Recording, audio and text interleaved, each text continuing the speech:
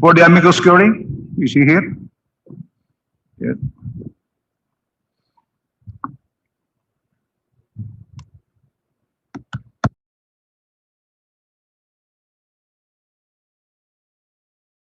Nonetheless, as amicus curiae, in obedience to the order of the court. Okay, thank you. Thank you, Justice.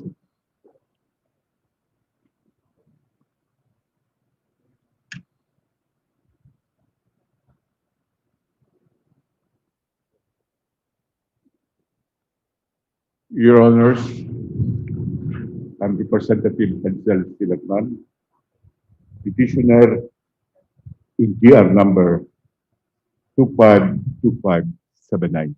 Thank you, Your Honors. The Congressman is recognized as one of the counsel of the petitioner. You're appearing as a counsel for the petitioner or you're appearing as petitioner yourself, Congressman? Your Honor, both as Counsel and petitioner. Okay. We will take note of that. Thank you, Your Okay. Honor. Any other appearances? No more? Now, who among the Your Honor. petitioners? Okay, go ahead, please. Nery Colmenares, Your Honor, for the petitioners, Your Honor. Also as petitioner and counsel at the Yes, same Your time. Okay, thank you. Assalamualaikum, Your Honor. I'm Attorney Algamar Latif for GR 25275.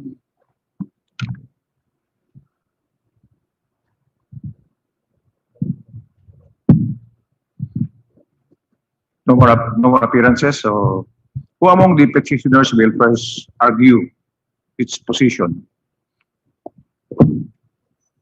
Who among the petitioners?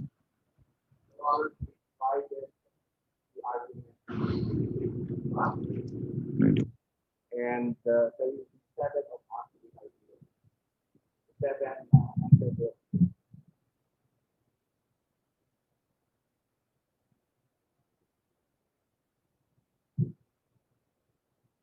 Who will be the first one?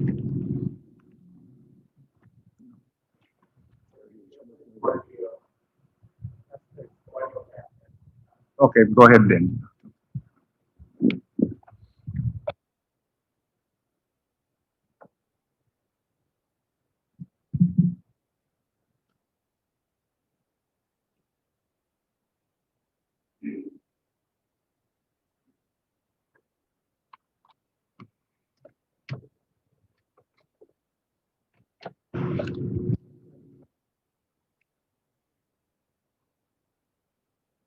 Honorable Chief Justice and Honorable Associate Justices of the Supreme Court, good afternoon.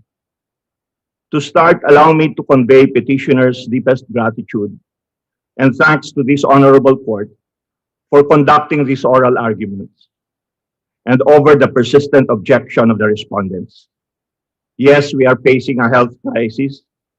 So too are we as a nation, with the passage and implementation of the anti-terror law, facing a real and imminent danger to both our constitutionally protected civil liberties and separation of powers. As petitioners will show, the anti-terror law is constitutionally infirm and does more harm to our civil liberties than providing security against the evils that it seeks to curtail. In battling terrorism, it formally sanctions the following: warrantless arrests and prolonged detention, unreasonable searches and seizures, unwarranted intrusion into private communications and correspondence, curtailment of expression and assembly, denial of bail, the presumption of innocence, and access to public information. These sanctioned intrusions on our civil liberties are strictly enjoined by the Constitution. To paraphrase People versus Sapla, this battle waged against terror that tramples upon the rights of the people is actually a war against the people. Thus, the petitioners in this case are invoking this honorable court's judicial power under the Constitution to assert the supremacy of the people's fundamental rights under the Constitution. I thus respectfully submit, Your Honors, that the filing of the petitions in this case is proper and warranted for the following reasons. First, the petitioners have legal standing to file the petitions as the instant case concerns our Bill of Rights, which are public rights. Some of the petitioners have even been characterized by state elements as aiding terrorists. Thus, there is a credible threat of prosecution against said petitioners. Second, the constitutionality of the anti-terror law is ripe for judicial review. Its key provisions violate the Bill of Rights, and since it was enacted in violation of the proper procedure, it was passed with grave abuse of discretion amounting to lack or in excess of jurisdiction, for which the Constitution has entrusted to this honorable court the duty to strike it down. Third, there exists an actual case or controversy. Apart from being impressed with grave abuse of discretion, the anti-terror law chills the exercise of expression by the petitioners. Hence, an actual and judicial controversy exists. Fourth, the direct resort to this honorable court is sanctioned under the law. This is a case of transcendental importance, considering that the houses of Congress enacted the anti-terror law and considering further that the question of constitutionality is raised at the earliest opportunity and is the least mota of the case, it is proper for this honorable court to resolve the same. To this, I quote again People versus Sapla. The Bill of Rights should never be sacrificed on the altar of convenience. The malevolent mantle of the rule of men dislodges the rule of law.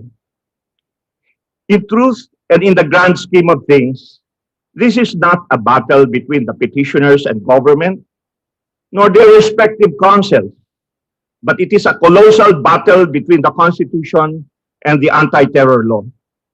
Presently, the anti-terror law is running roughshod over the Constitution, particularly the Bill of Rights. We thus come to plead with you, your honors, to snatch our Constitution from the jaws of defeat and restore its primacy against the anti-terror law.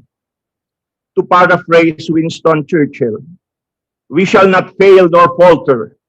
We shall not weaken nor tire. Neither the sudden shock of battle, nor the long-drawn trial of vigilance and exertion will wear us down. Your honors, please give us the tool. Please uphold our Constitution over the anti-terror law, and we will protect the Constitution with all our might. Thus, the petitions must be given due course. Once again, I thank your honors for this opportunity to present this matter to you and wish everyone here with the blessings of family, good health, peace, and safety. Thank you very much, your honors.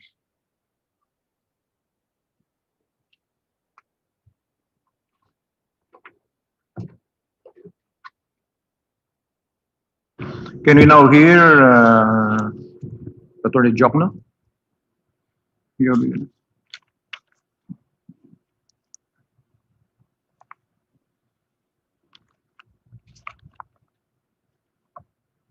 May it please the court. This is a case of first impression.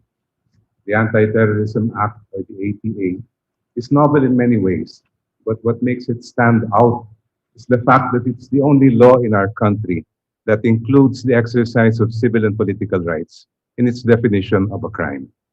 While Section 4 of the Act provides that, quote, terrorism shall not include advocacy, protest, and similar exercises of civil and political rights, unquote, it quickly adds, which are not intended to cause death or serious physical harm, to endanger a person's life, or create a serious risk to public safety. As the Anti-Terrorism Council recognized in the law's IRR that is shown in Exhibit A, one who exercises basic rights may still be liable for terrorism if he or she is impelled by the requisite intent and purpose. No other law makes the exercise of constitutional rights a crime when actuated by a certain intent. No other law empowers the state to arrest its people for exercising rights guaranteed by the Constitution based solely on a law enforcer's subjective opinion of their state of mind. Petitioners actively engage in the exercise of civil and political rights. By including such exercise in its definition of terrorism, the law puts petitioners smack in the hot zone of proscribed criminal activity. The sword that the law dangles over their heads is real. The chilling effect on their rights is palpable. Being directly aggrieved by the ATA, petitioners urge the court to strike it down. It is impermissibly vague and overbroad and fails the strict scrutiny test. It also tramples on our fundamental rights and freedoms. First, the law punishes speech based on its content. Section 4 defining terrorism mentions advocacy, protest, and mass actions, which are all forms of expression. Section 9 punishes inciting others by means of speech to commit terrorism. Sections 5, 6, 8, and 10 punish threats and proposals to commit terrorism, training and recruitment of terrorists, and membership in a terrorist organization, all of which involve speech. Second, as a content-based regulation of speech, the law comes to court with a heavy presumption of unconstitutionality and a heavy burden on government to prove otherwise. To discharge that burden, government must prove both a compelling state interest and the least restrictive means to achieve that interest. Third, government has not met that burden. The law's definition of terrorism is not narrowly drawn and unnecessarily sweeps protected speech and conduct into its domain. The law's definition of terrorism has two elements. The first essential element occurs when a person engages in any of the acts shown on the left column of Exhibit B.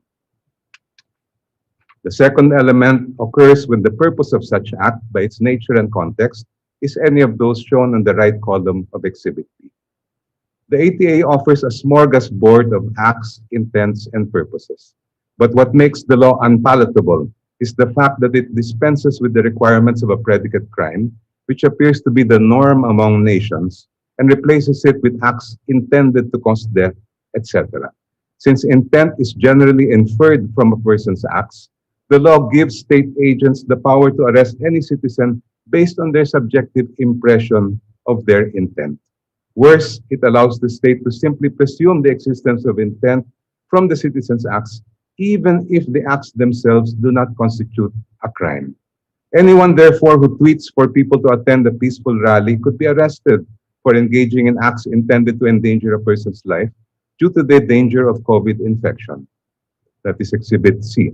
Anyone who posts on Facebook for the people to boycott a digital services company owned by someone close to the president, or who engages in a transport strike, could be arrested for engaging in acts intended to cause extensive interference with critical infrastructure, since the term includes telecommunications and transportation. If this law had existed in 1986, Archbishop Cardinal Sin's call for people power would easily qualify as inciting to terrorism. By exhorting the people to gather at EDSA, Cardinal Sin incited them to engage in acts intended to cause extensive interference with critical infrastructure and to endanger people's lives. People power brought Metro Manila to a standstill, disrupted essential public services, and had a debilitating impact on national defense, security, and public safety. Cardinal Sin's call would also qualify as seriously destabilizing fundamental political structure and creating a public emergency. These are but some examples of how the law invades areas protected by the Constitution. In closing, to borrow the words of an esteemed member of this court, quote, rather than a scalpel to precisely remove a specific evil, unquote, the law, quote, carelessly wields a wayward machete, striking blows on the fundamental rights of Filipinos, end quote. We implore the Honorable Court to strike down this law before it inflicts a mortal wound on the rights and freedoms that give life to our cherished democracy. Thank you, Your Honors. Attorney Molo? Yes. Molo? Yeah.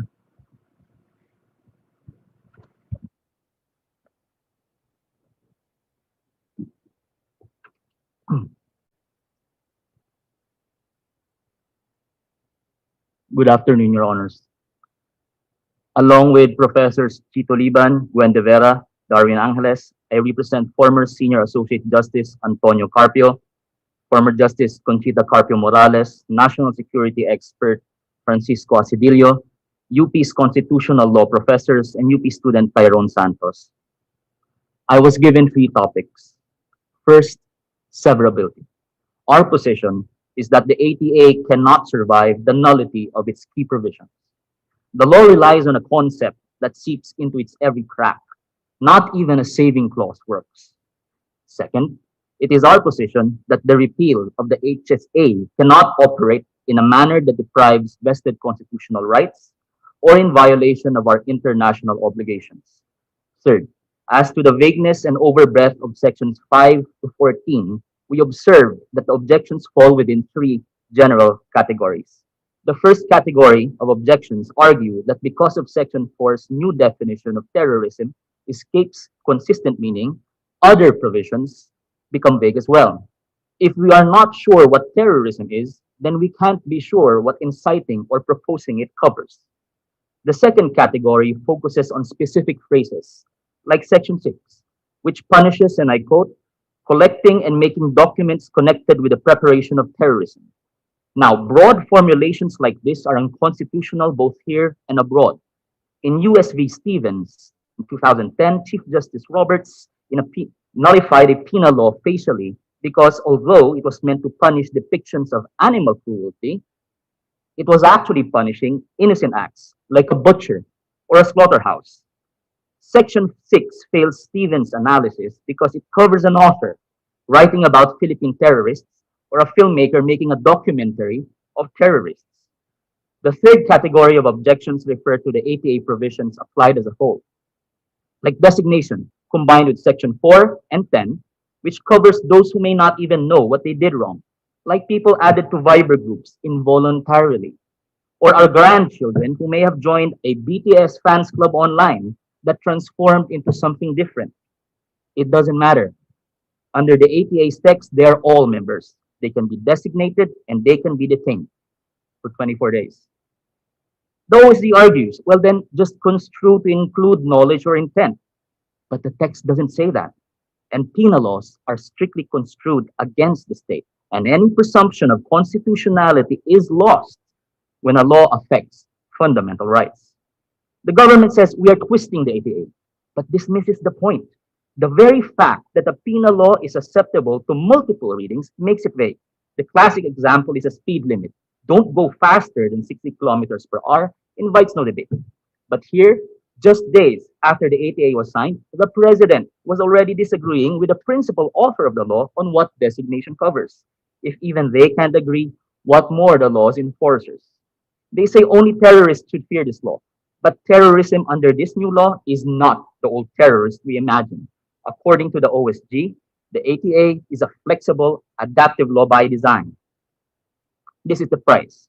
Nuns who have been teaching our youth for centuries are accused of corrupting the youth, the same charge used to execute Socrates. More, our client, Justice Carpio, is defending the country from an incursion, along with Justice Carpio Morales, was called out for stoking conflict with China. This is punishable under the ATA, and in fact, under Section 25, China can ask that both justices be designated as terrorists. The government argues as if the ATA is an ordinary penal law, like illegal parking. It is not. Since 1987, there has been no law that sweeps so many constitutional rights. And since 1987, no law has threatened to diminish the judiciary by directly taking away its powers and giving it to the executive. The ATA does both. To quote Justice Sarmiento, it was a long and horrible nightmare when our people's rights, freedoms, and liberties were sacrificed at the altar of national security. In closing, Your Honors, we revised our Constitution on this very day to prevent horrors like this 34 years ago. If there were any case in the minds of the framers when they created, expanded judicial review, this is that case. Someday, the political branches may yet undermine the judicial branch, and perhaps the light of democracy in this country may dim once again. But please let it not be under this honorable court's watch. To your honors, we entrust the faith of our Constitution, the dignity of our judges, and the lives of generations of Filipinos.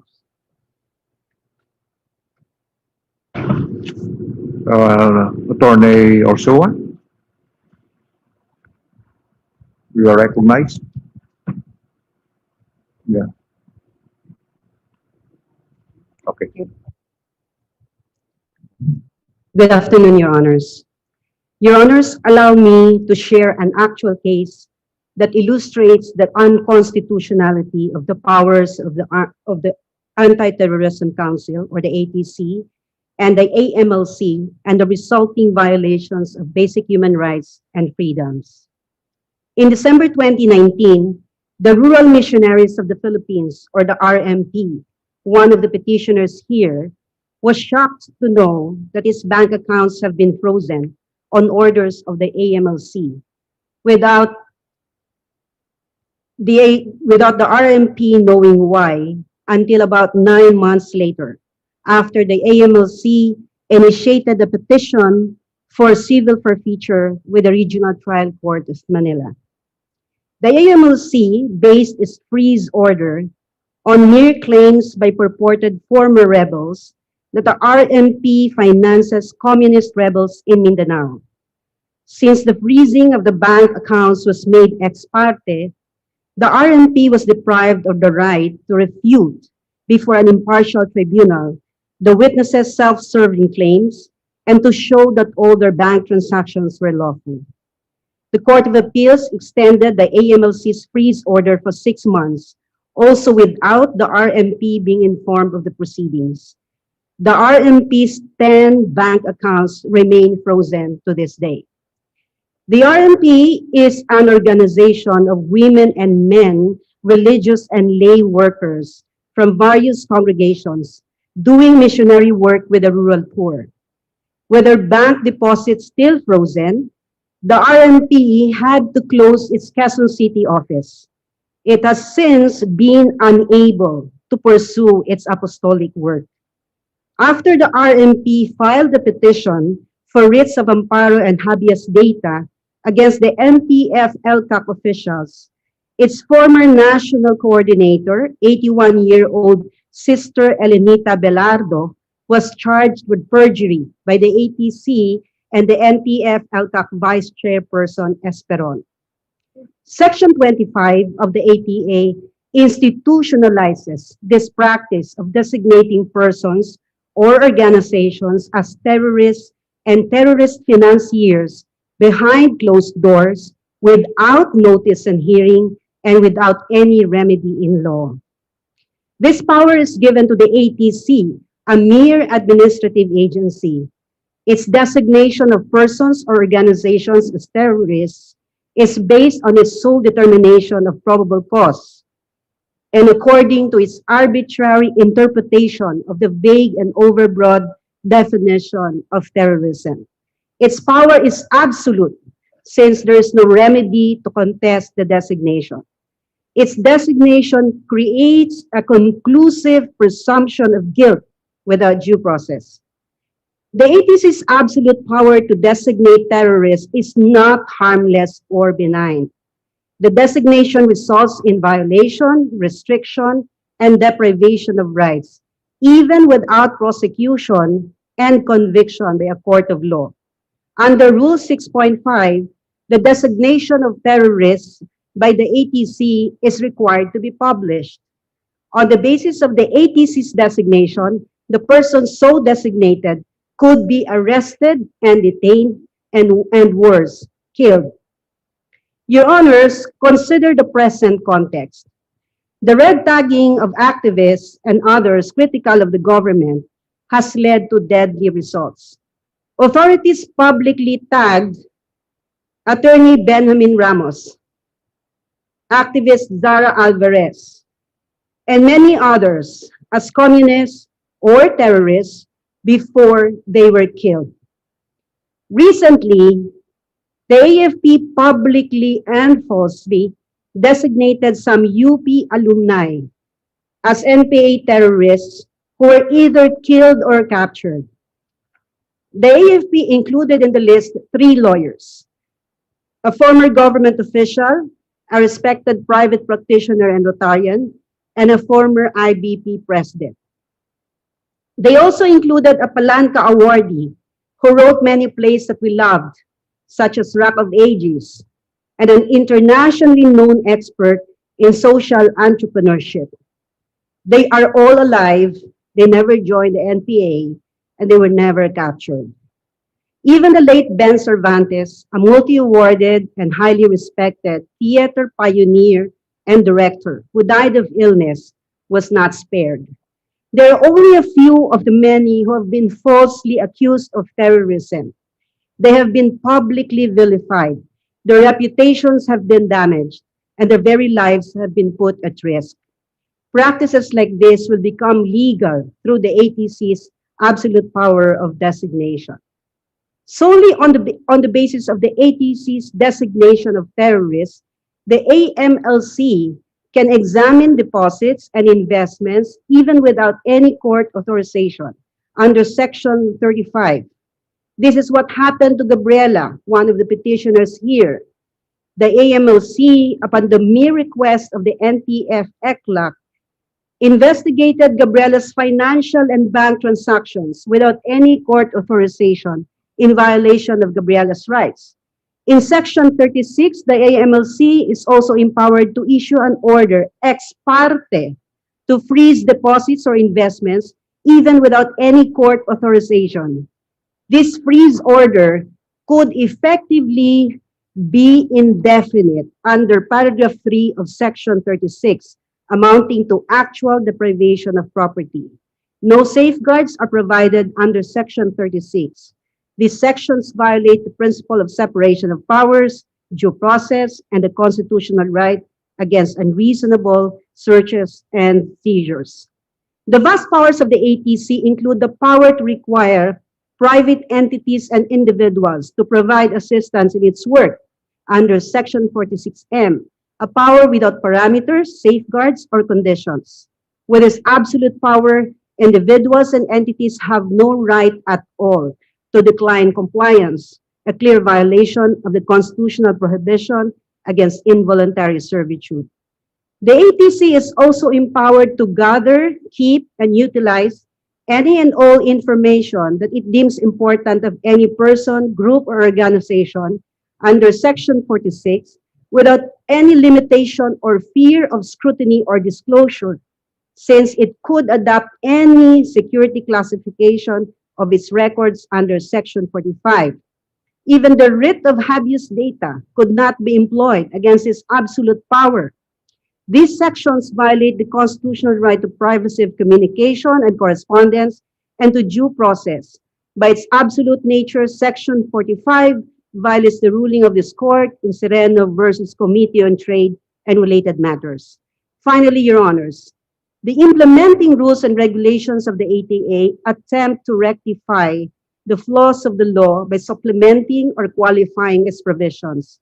This only shows that the ATA has failed to meet the completeness and sufficient standard tests with its vague and overbroad definitions and grant of arbitrary powers, making Section 54 an undue delegation of legislative powers to the ATC and the DOJ. But even with those attempts, the implementing rules and regulations have not and could not cure the unconstitutionality of the ATA. Thank you, Your Honors.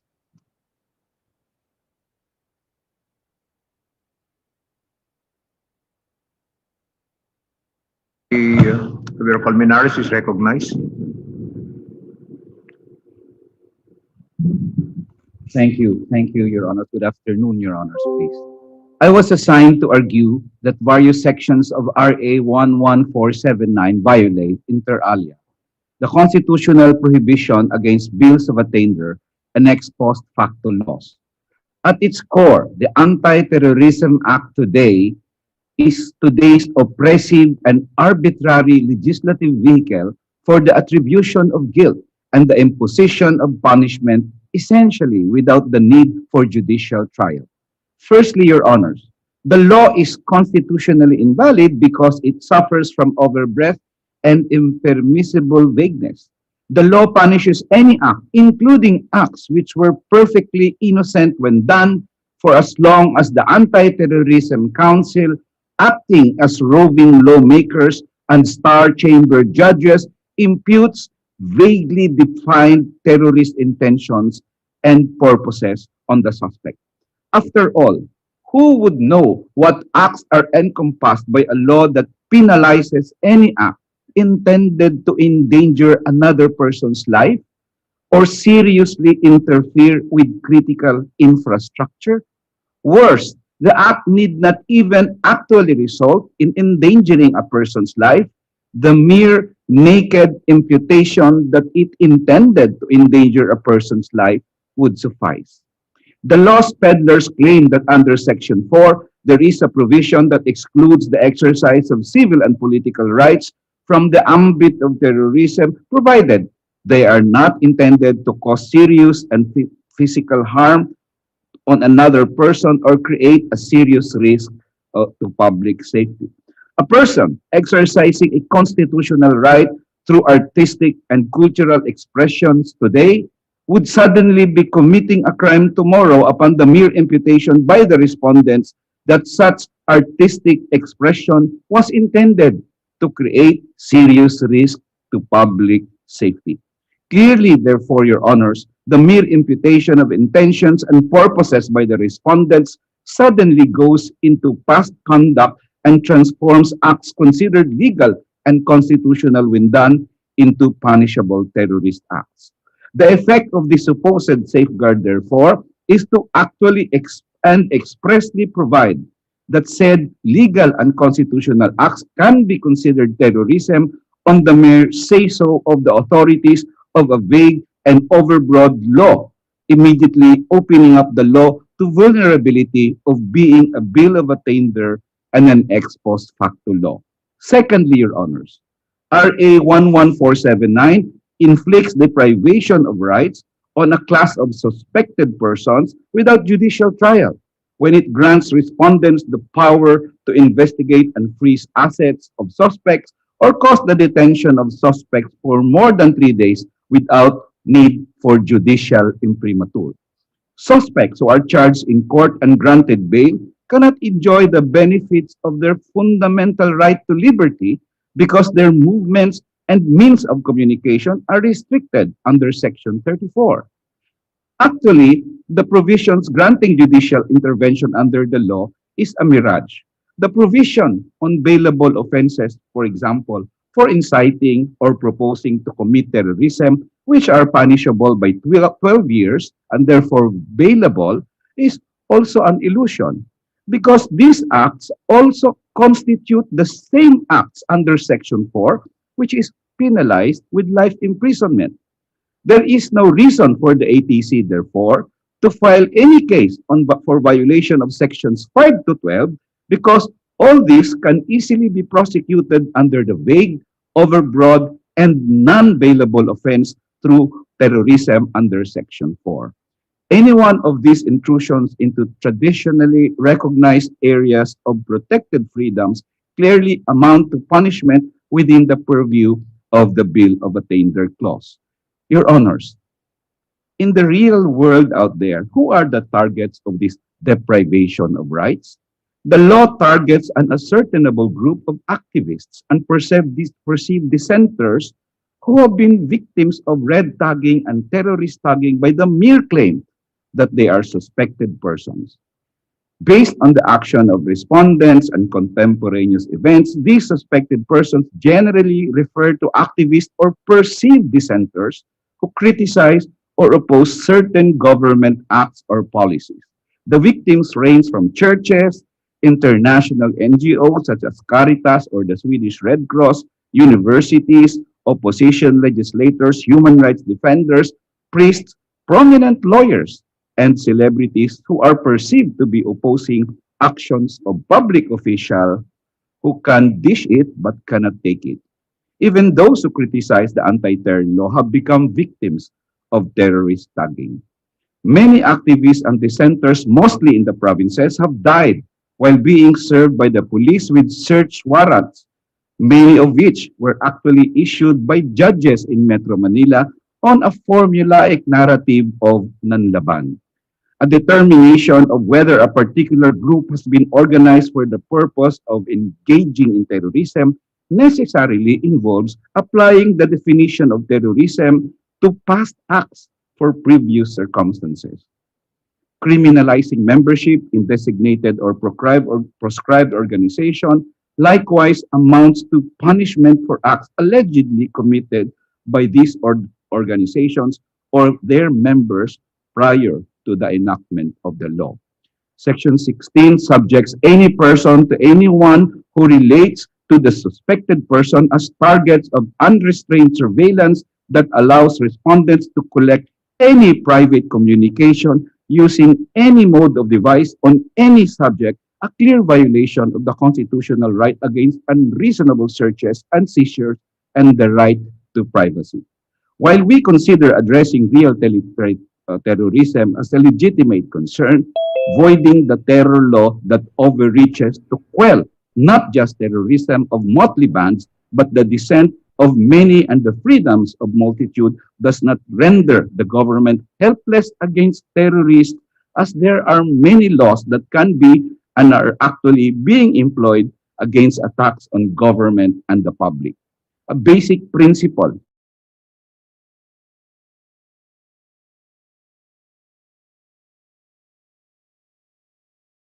valid objective, it is also necessary that the means employed to pursue it be in keeping with the Constitution.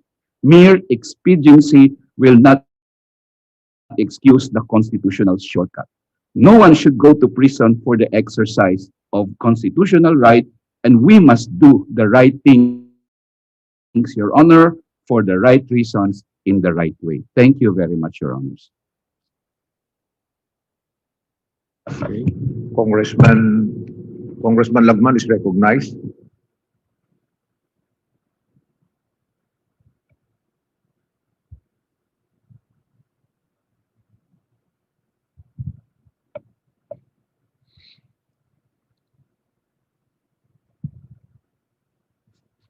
Good afternoon, Your Honors.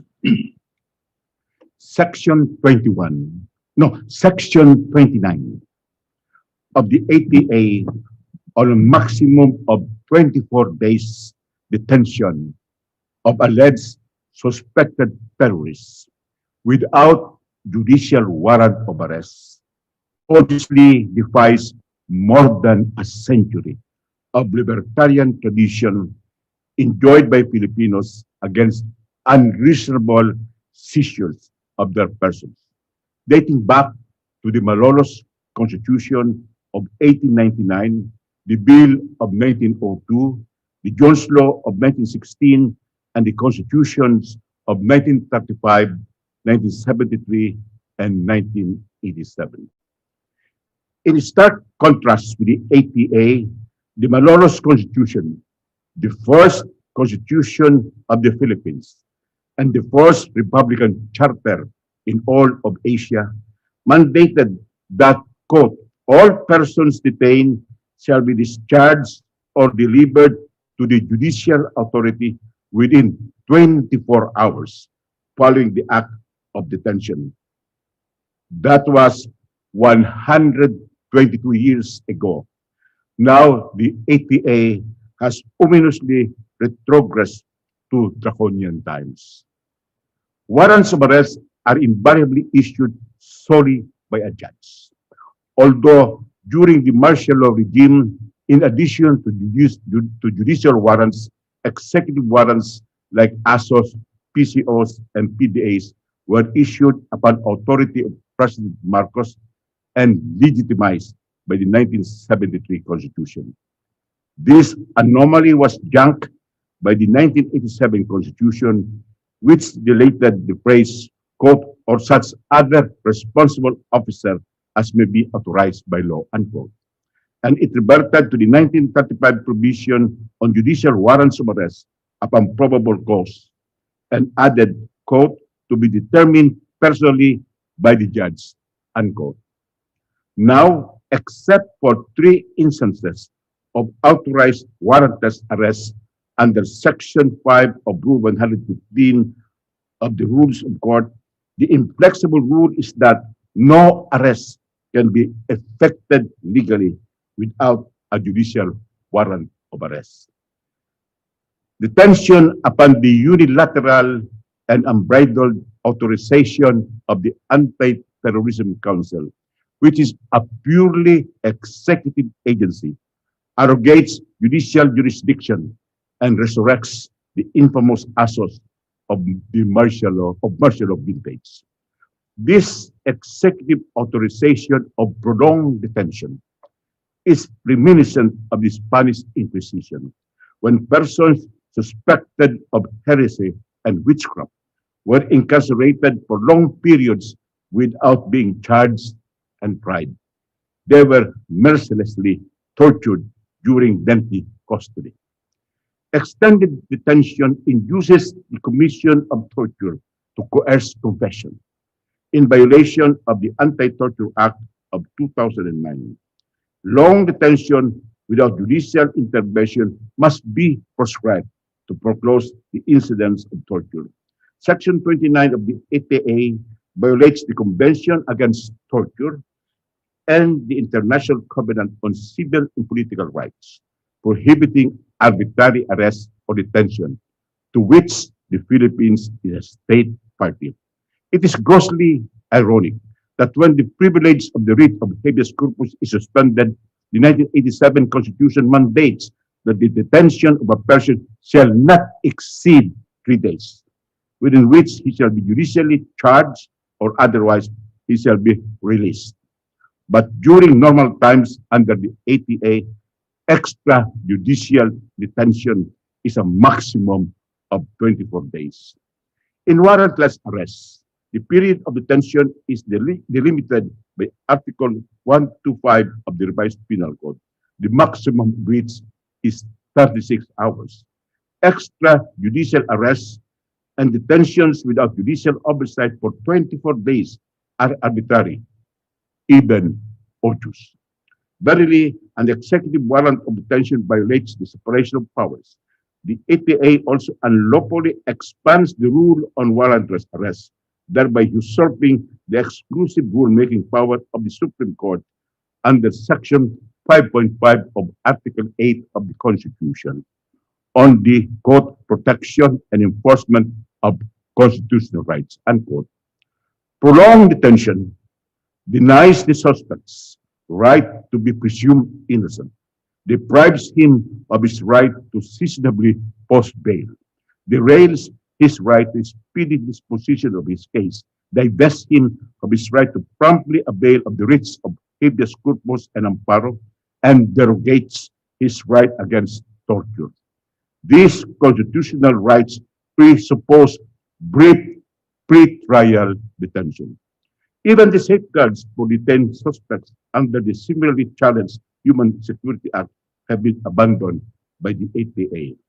This blatant transgression of the Constitution should not wait for an actual case to happen, to be struck down, since the constitutional infirmity is patent on the face of Section 29, wherein an executive authorization for detention supplants a judicial warrant of arrest. Mere suspicion takes the place of a prior judicial finding of probable cause. And the 24-day maximum extrajudicial detention is inordinately long and oppressive, all in violation of Section 2 of the Bill of Rights and other fundamental safeguards. Your Honors, the Congress committed grave abuse of discretion in passing the ATA. The multiple odious violations of the Constitution authorized by the ATA evidently manifest the grave abuse of discretion of the Congress in passing this aberration of a legislation. The original sin emanated from the Senate, which forced past the grievously infirm Senate Bill number 1083. Senator Pamphilo Lacson, the bill's principal author, justified prolonged detention without judicial warrant of arrest purportedly to foreclose inchoate offense. or when no crime has yet been committed. This is an unmitigated assault on due process. The House, with censurable alacrity, adopted in toto the Senate version, thus precluding the efficacy of a bicameral conference. Its grave abuse was highlighted with the utter denial of extensive debates and abusive rejection of curative amendments. The tyranny of the supermajority railroaded the passage of the copycat House Bill number 6875 in a single session of about 4 hours, from sponsorship to approval on second reading. Consequently, Your Honors, judicial recourse to the Honorable Supreme Court is the only remedy to redress and relief on behalf of the Filipino people. Thank you, Your Honors.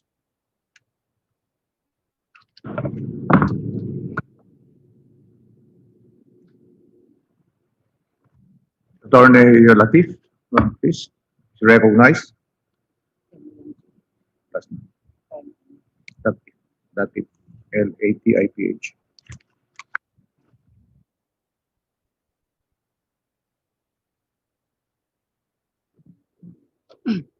Assalamualaikum, Your Honor.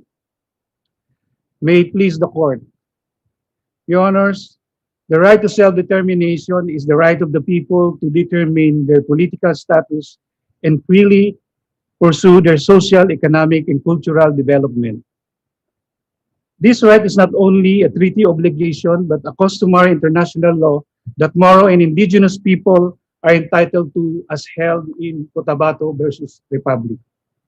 Your Honor, the word people is mentioned 36 times in the Constitution in the context of rights conferred and duties imposed to the government. When the Constitution mentions people, it refers collectively not only to the Filipino people in general, but it is our submission that it also embraces Moro and indigenous people by virtue of the recognition of their identity as people under Bangsamoro Organic Law and the Indigenous Peoples' Rights Act. Your Honors, the prime duty of the armed forces of the Philippines and the government is to protect the people under Section 3 and 4 of Article 2, respectively, of the Constitution.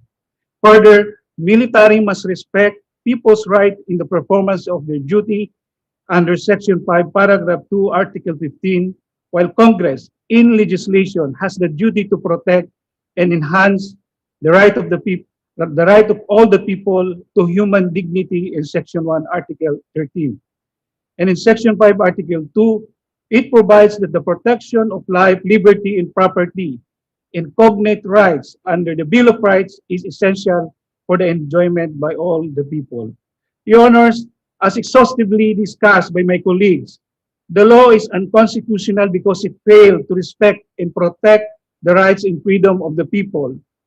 We stated in our petition that Moro have been victims of historical injustice, massive land grabbing, structural discrimination, and human rights violation through extreme military measures, like the case of Marawi Siege in 2017, Zamboanga Siege in 2013, Pulo burning dubbed as Holocaust in 1974, all-out war policy in 2000, displacing 1 million people, and the list goes on, Your Honors. Because of these extreme measures, Your Honors, violence has been normalized in our region and produced violent extremist groups. It is very unfortunate that we now have a law that institutionalizes extreme measures in the arbitrary curtailment of our freedom and liberty. Your Honors, the Moro and indigenous people have been victims of prejudice and racial profiling in law enforcement. Pulse Asia in 2006 in a nationwide survey revealed that 45% of the respondents perceive that Muslims are terrorists or extremists. And there are 2 cases this year in Abdullah and Sevillano declaring the outdated stereotyping and blatant prejudice upon the Moro. Indigenous people have been victims of red tagging and red baiting. They are also victims of historical injustice, massive land grabbing, structural discrimination, human rights violation have been committed against them, especially their leaders, mostly in connection with their free and prior informed consent on their ancestral domain.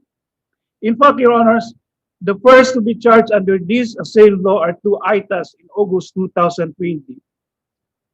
Your Honors, it is ironical that the assail law securitized our freedom and liberty by making them an existential threat to our way of life. Violent extremists in attaining their goals, they do not advocate, they do not protest, they do not conduct work stoppage or assert constitutionally protected rights. Your Honors, they use extreme violence, not the constitutional protection on Bill of Rights. Your Honors, the assail law is a statutory response to the violent extremists in Marawi Seas, whose goals, among others, are to deny our freedom and liberty. These goals are coming into fruition with this law that negates our constitutional rights. Our democracy is under siege. This honorable court is the last line of defense in protecting it. Please stand firm, uphold the rights of the people. In the name of freedom, liberty, and love, Your Honors, we petition to nullify this law. Thank you, Your Honor.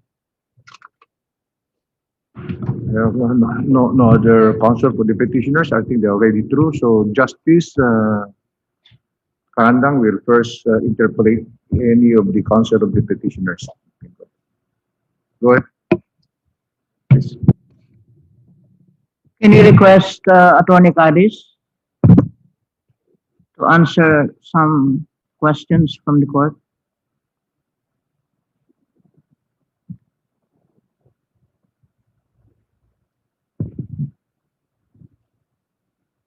Apart from the cases mentioned by Attorney Ursua about the freezing of deposits of the religious organization and the ITAs who were charged, not petitioners in this case, are the other petitioners or the petitioners have been charged or prosecuted under the law? Your Honor, not of my own knowledge. However, let me call the attention of the Honorable Court to the filing of a pleading by retired Justice Antonio Carpio that threatens the petitioner, Your Honor, through the Facebook account of General Parlade. The Facebook account, Your Honor, still exists. And if I may get a printed copy.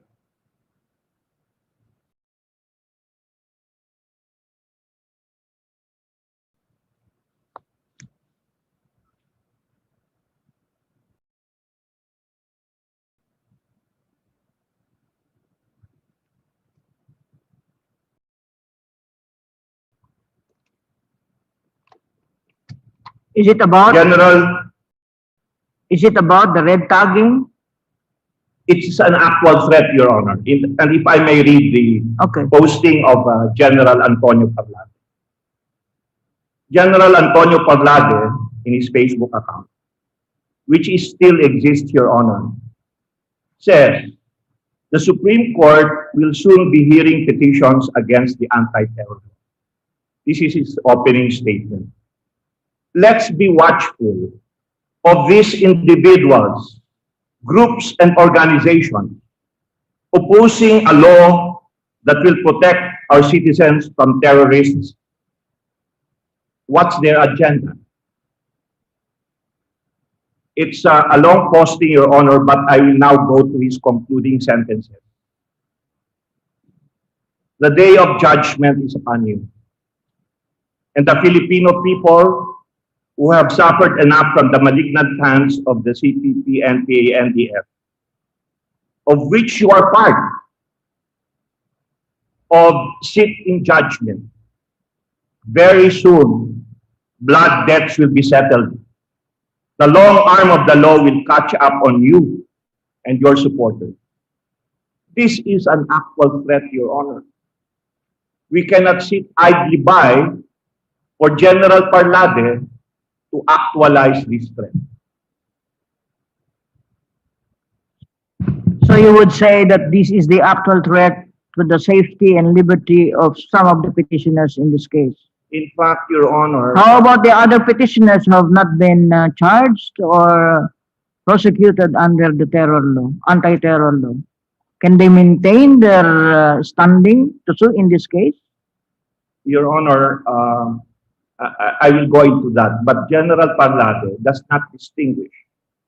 He says, Your Honor, let's be watchful of these individuals, groups and organizations opposing a law that will protect our citizens from terrorists. So we The take note, integrated bar of the Philippines, Your Honor, we take note of that. We take note of that. Yes, sir. And we have many readings about it. So in effect, you're saying this is a real threat to the safety and life of the petitioners, or particular some of the petitioners. yes, Your Honor. Okay. Thank you. Next question. You are invoking this constitutional duty under the doctrine of the expanded judicial power, alleging that the law gives rise to disputes between co-equal branches of government. Can you enumerate some of these disputes between organs of government to put this case into constitutional context? Your Honor, under Section 29 of the Anti-Terror Law, the ATC has the power to detain persons for 24 days without warrant. It has arrogated upon itself, Your Honor, the power of the judiciary to issue a warrant. And likewise, it trivializes the rules of court on warrantless arrest. Because in warrantless arrest, Your Honor, it only authorizes arrest on matters which the crime has just been committed, a crime is about to be committed, or a crime is being committed. But in this case, Your Honor, a warrantless arrest is being done without So any evidence, Your Honor. if I may make it short, so it's a clash of the executive power versus the judiciary. Yes, Your Honor. Is there any other instance wherein the executive in this case encroaches upon a constitutional organ or a constitutional body, Your or Honor, even Congress for that matter? it is also a clash between the legislative branch of government and the executive branch of government, because the legislative branch of government has unduly delegated or delegated to the executive branch of government the power to legislate. And I think in the truest sense, even if both houses of Congress has delegated the rulemaking power, it is still illegal under the Constitution, Your Honor. So it's not actually a clash, it's just an undue delegation of legislative power. Do I get it right? Your Honor, unfortunately, the legislative branch of government in this case has abstained its power. But in the truest sense, in the Constitution, Your Honor, it's still a clash between what the legislature can do and what the executive branch can do. What the legislature can do and what the executive can do or cannot do. Yes, Your Honor. Which is which?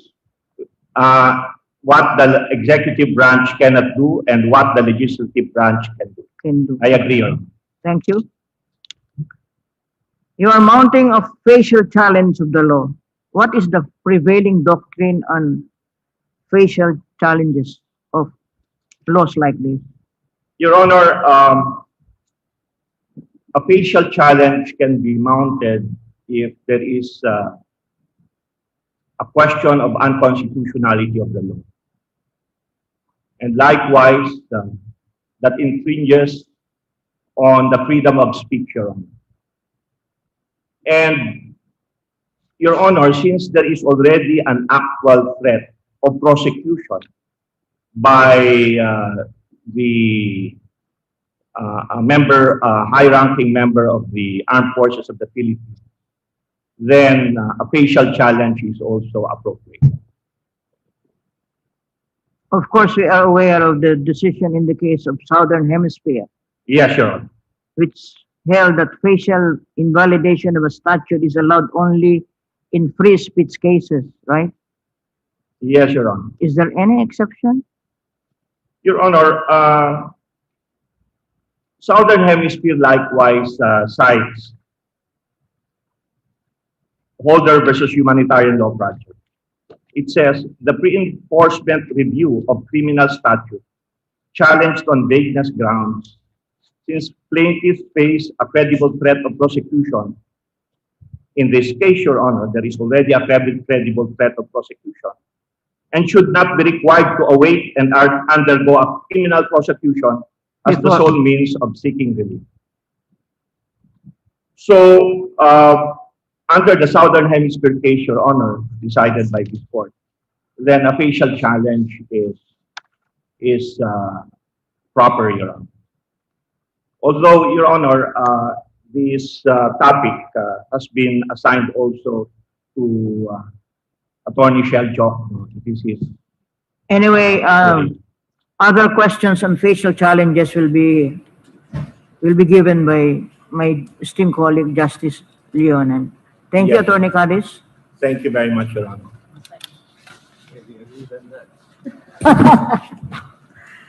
Attorney Molo, can we have you on the Thank floor? you very much, Your Honor.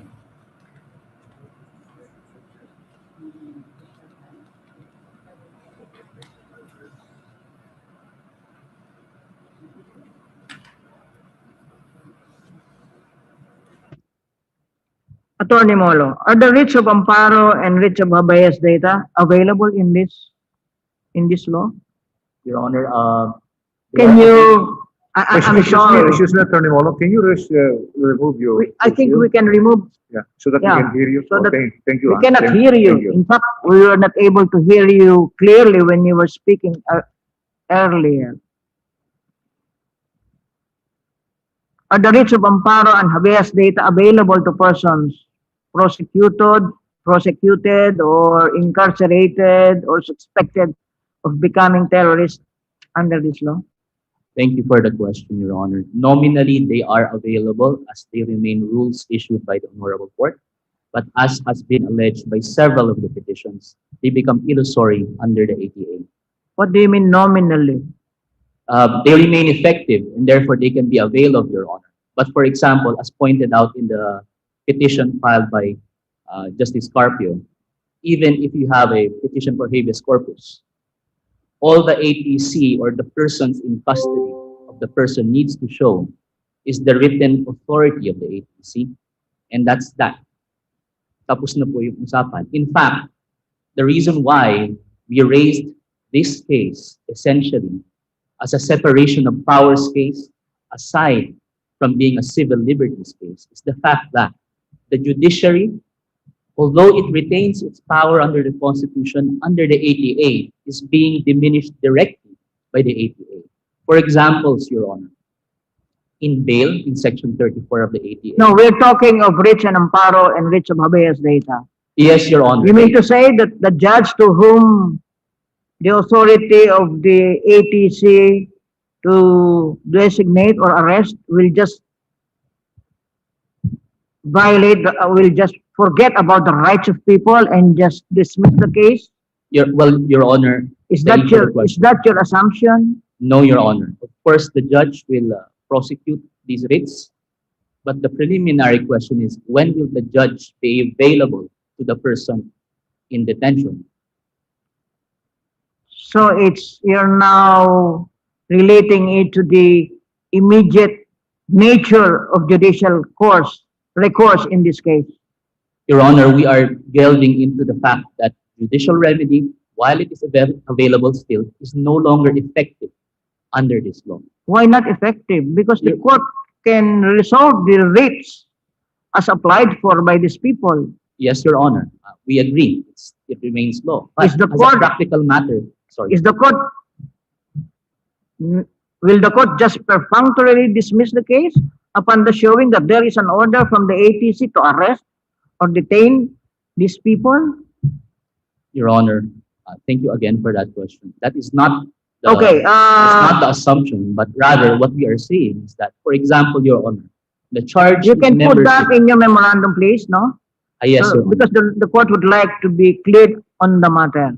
Yes, Your If Honor. indeed the writ of amparo is available or the writ of habeas data is available to persons prosecuted under the law, and will it be fast or will it be too long before the judicial remedy can be availed of?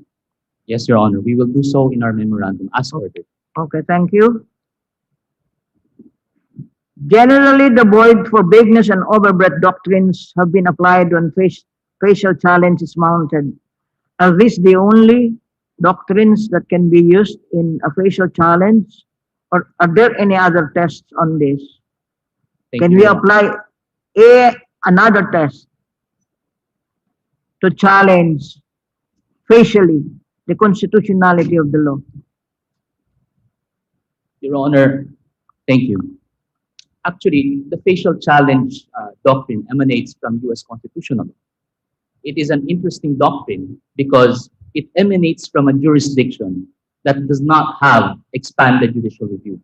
Therefore, when they first created this mechanism, it was intentionally to allow litigants to have judicial review, even if there is no as applied facts, no actual case. By nature, it is hypothetical.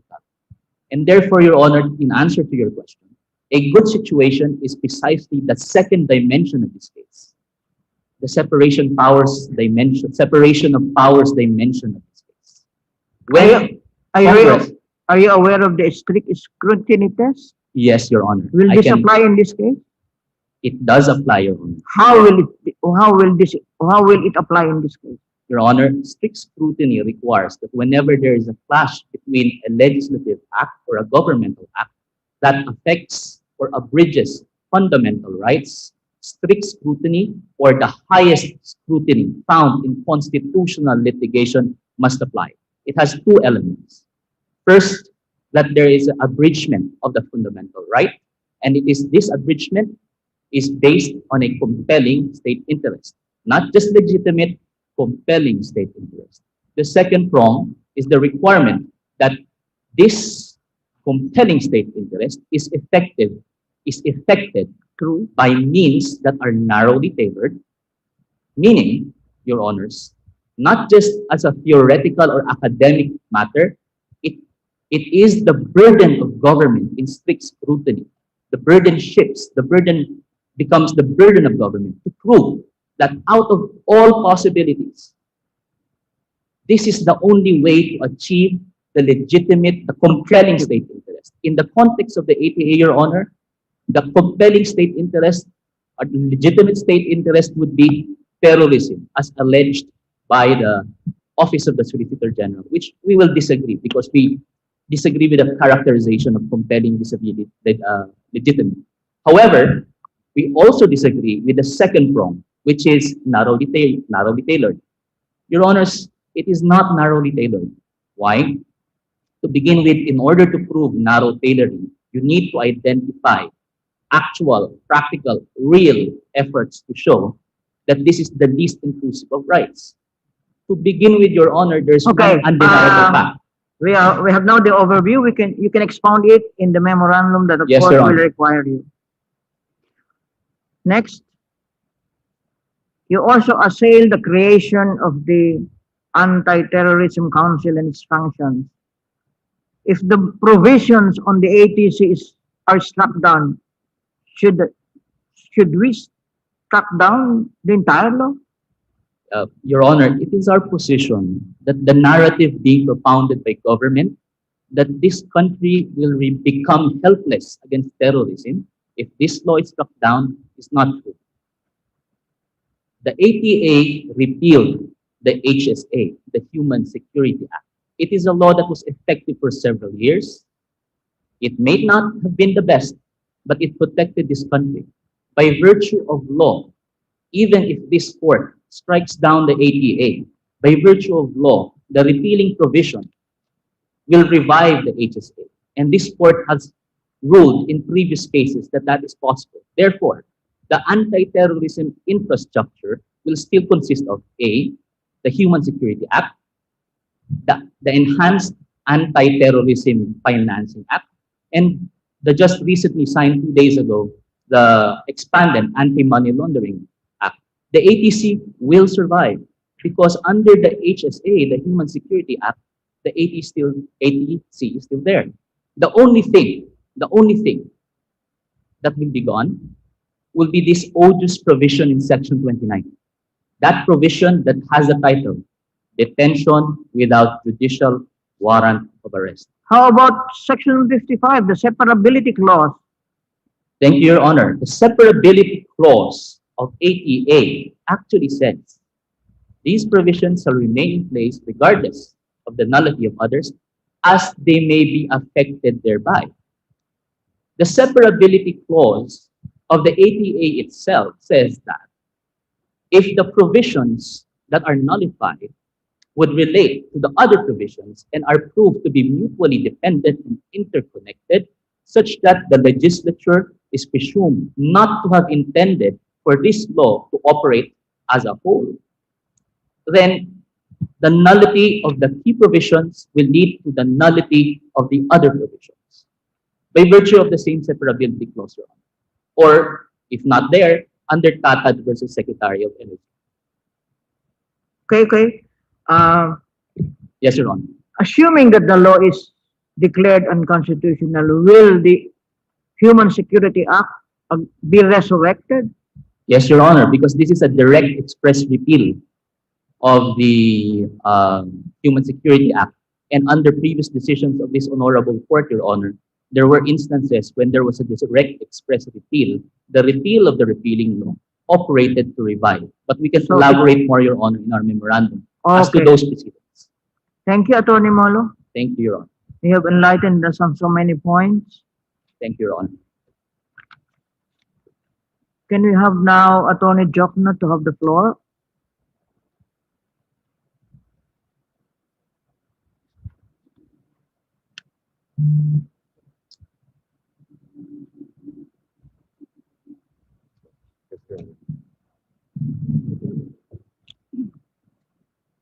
It is a settled doctrine that Congress has the plenary power to legislate, subject to several constitutional limitations such as the Due Process Clause.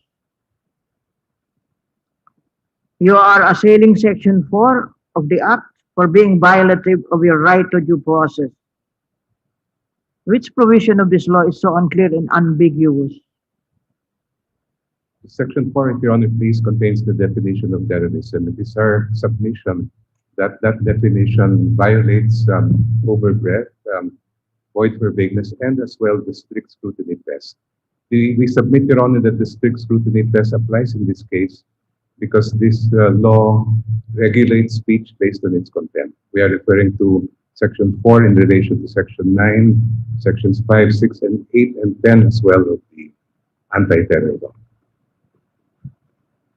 We have already the IRR, and the IRR says the law punishes conduct coupled with nature and intent. Is Your that Honor, not a curative thing that will explain at least the big ambiguity in the law? if that were inside the law itself, it may, Your Honor. However, if the fact that it is only in the IRR and not in the law itself cannot cure. Can you read the law? The law, I think, is acts, nature, and content. No, Context. Is that not included in the law? the law, Acts plus nature and context. the law, if Your Honor, please, refers to specific acts intended to. But the law also mentions nature and context. purpose. Yes, I think the law mentioned that. in it's relation not- to the purposes, Your Honor, that is correct. Okay, can you make it clearer that the IRR did not explain the ambiguity in the law? Well, we submit that statement in the IRR that the law only Explain it in- penalizes explain- conduct and not speech is in error, Your Honor, please. The So law you- itself clearly penalizes and restricts speech based on its content. That is found in Section 9, Inciting to Terrorism, Sections 5, 6, 8, and 10 on training, etc., Your Honor. Based on Section 4, advocacy, protest, dissent, stoppage of work, industrial or mass action, and other similar exercises of civil and political rights, if not intended to cause death, blah, blah, blah, are not punishable. Does this fall under the definition of protected speech?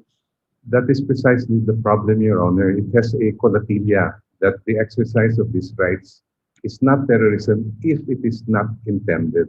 And one of the problems with that, if Your Honor, please, is we will leave it to the law enforcer to decide whether these exercises of rights have the requisite intent.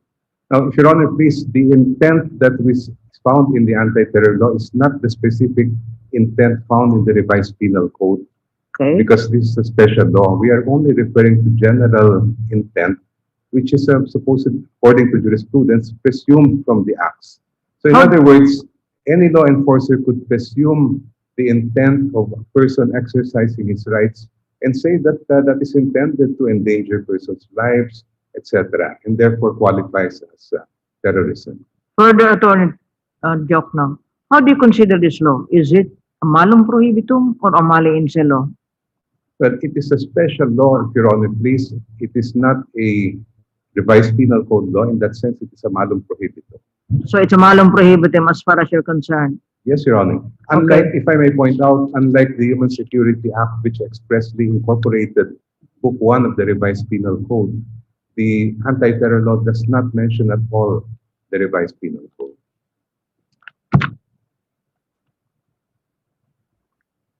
Who bears the burden of showing presence and absence of intent? Is it not the government? According to the law and to the rules? Yes, Your Honor, but the problem with this particular law is the fact that it includes in its definition exercise of civil and political rights depending on the intent. Who will now decide whether that intent is present? Initially, it will be the arresting officer. Later on, it will be the prosecutor, and later on, it will be the judge. So it's, However, if I may, I'm sorry, Your Honor, okay. we would have no problem if the law required a predicate crime or criminal acts. However, the law does not. It did away with the requirement of predicate crime found in the Human Security Act. And therefore, intent may now be presumed from innocent, legitimate, non-criminal acts. And that is our concern, Your Honor, please. Okay.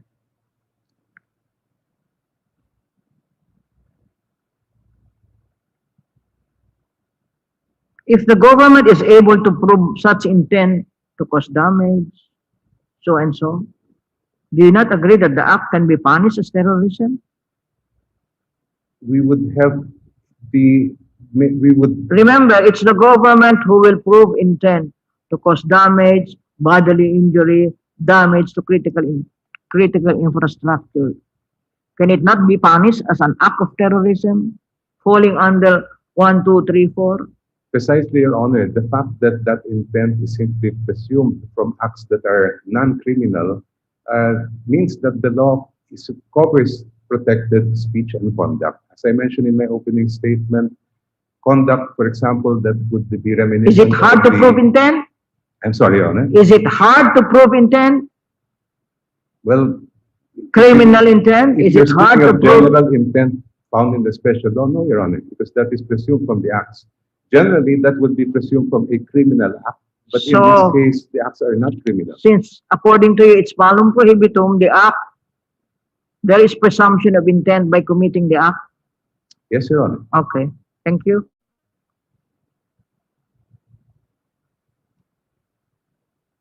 You are aware of the case of Brandenburg versus Ohio. Yes, Your Honor. The Supreme Court held that the state cannot forbid political speech that seems to advocate overthrowing the government unless it is both directed at inciting such action and is likely to actually incite it. In line with this test, consider this example. A social media influencer tweets to his 1 million followers that they must overthrow the current government by bombing Malacanang. However, this influencer did not actually commit any act. Can this statement be punished under Section 9 for inciting to terrorism? The problem with Section 9 of the law, Your Honor, is that it does not incorporate the requirements of Brandenburg. The Brandenburg decision requires two elements for there to be a punishable advocacy: that the language is directed at inciting imminent lawless action and that it is likely to do so. That is not found in the law, if Your Honor, please. While there was an attempt by the implementing rules to include that, that is an essential element that should only be made by Congress and not within the province of the Anti-Terror Council. So you will explain to us that the requirements of the Brandenburg versus Ohio case are not met. Yes, Your Honor.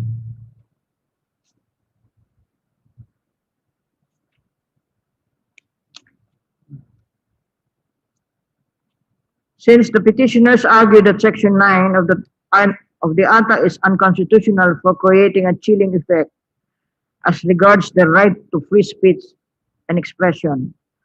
However, there are several provisions in the revised penal code punishing inciting to commit certain acts, like 138 and 142. How do you differ this Section 9 from the provisions of the revised penal code? I believe Your Honor is referring to the provisions on inciting to sedition. Yes, yes. Yes.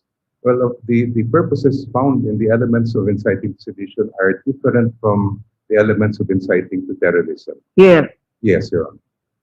In fact, in the case of Escuelas, there was a dissent by one of the justices in that case. What would be the difference?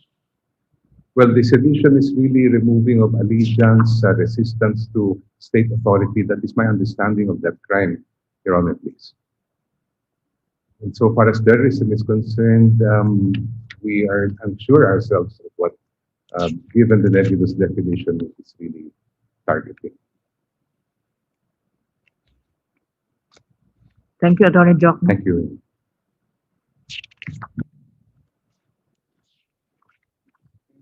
Pwede bang tawagan uli natin si Attorney Molo?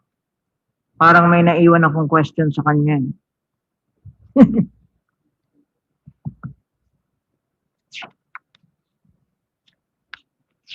Gusto ba nating tapusin, Chief, ngayong araw na to?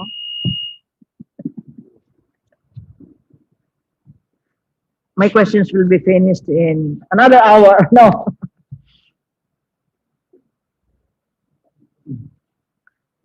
Would you know that if membership in a terrorist organization is punishable in other jurisdictions, Attorney Molo? Your Honor, I am not an expert on the law of other jurisdictions. However, I can elaborate on membership under this law and in relation to how this honorable court treated membership in previous similar laws, if that is okay. I would refer to the time, Your Honor, when this honorable court was faced with a similar proposition from government: subversion. We were told at that time that this law is necessary for national security. And this honorable court ruled in People versus Ferrer that the Subversion Act is fine, even if it punishes membership.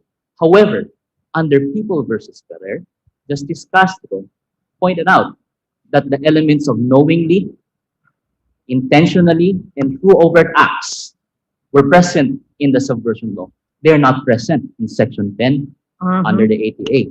Further, in People versus Ferrer, it was the Supreme Court, the Honorable Court, further clarified that this law, the Subversion Act, would be a bill of attainder.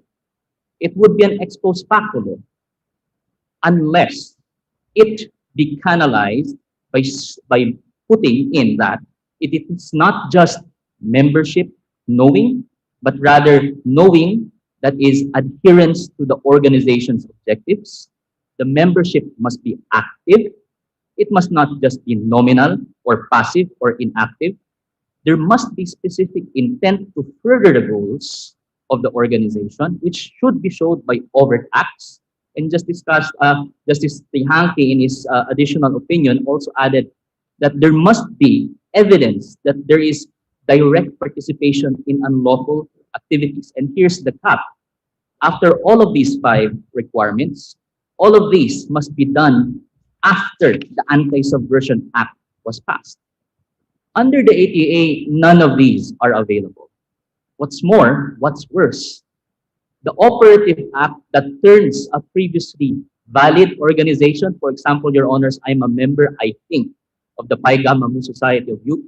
I don't know what they're doing, but just in case they're designated, under People versus Ferrer. Pi Gamma Mu? Yes, Your Honor. That's an honor society. How can that be? Is that not an honor society? Yes, Your Honor. How can that be considered as a terrorist organization? I am not aware of what they are up to right now, Your Honor, but since they are in UP, and the UP has already been described as a hotbed of terrorism. Is that not speculative? No, Your Honor, because it's a facial Member din challenge. ako noon, Tau Gamma, Oh, what's then that? I'm happily in good company, Your Honor. Ano yan? I forgot.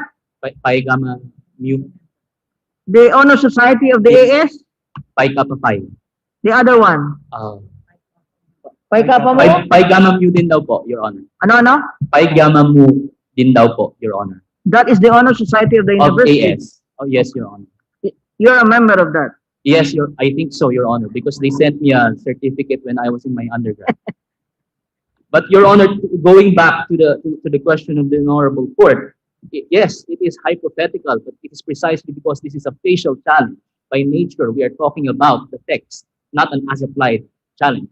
In any event, Your Honor, I don't know what they're doing, but according to Justice Tihanki's dissent and concurring in People versus Ferrer, which I believe through history has been proven to be the better side of People versus Ferrer, along with Chief Justice Fernando, who also dissented, all of these must happen after the Subversion Act was passed. Because if you allow it to operate in such a way that what your past conduct did, ergo joining that society, and therefore now suddenly because somebody in a secret chamber where you were never present, never allowed to present evidence. So, and there's in no effect, judicial remedy. what are you trying to say? What I'm trying to say, Your Honor, that mere membership, both Should not abroad be. and under these provisions and under the Honorable Court's doctrines, Should cannot be not. punished. Should not be punishable. No, Your Honor. Okay, thank you. I think that is the only question left unanswered. Can we have Congressman Colmenares?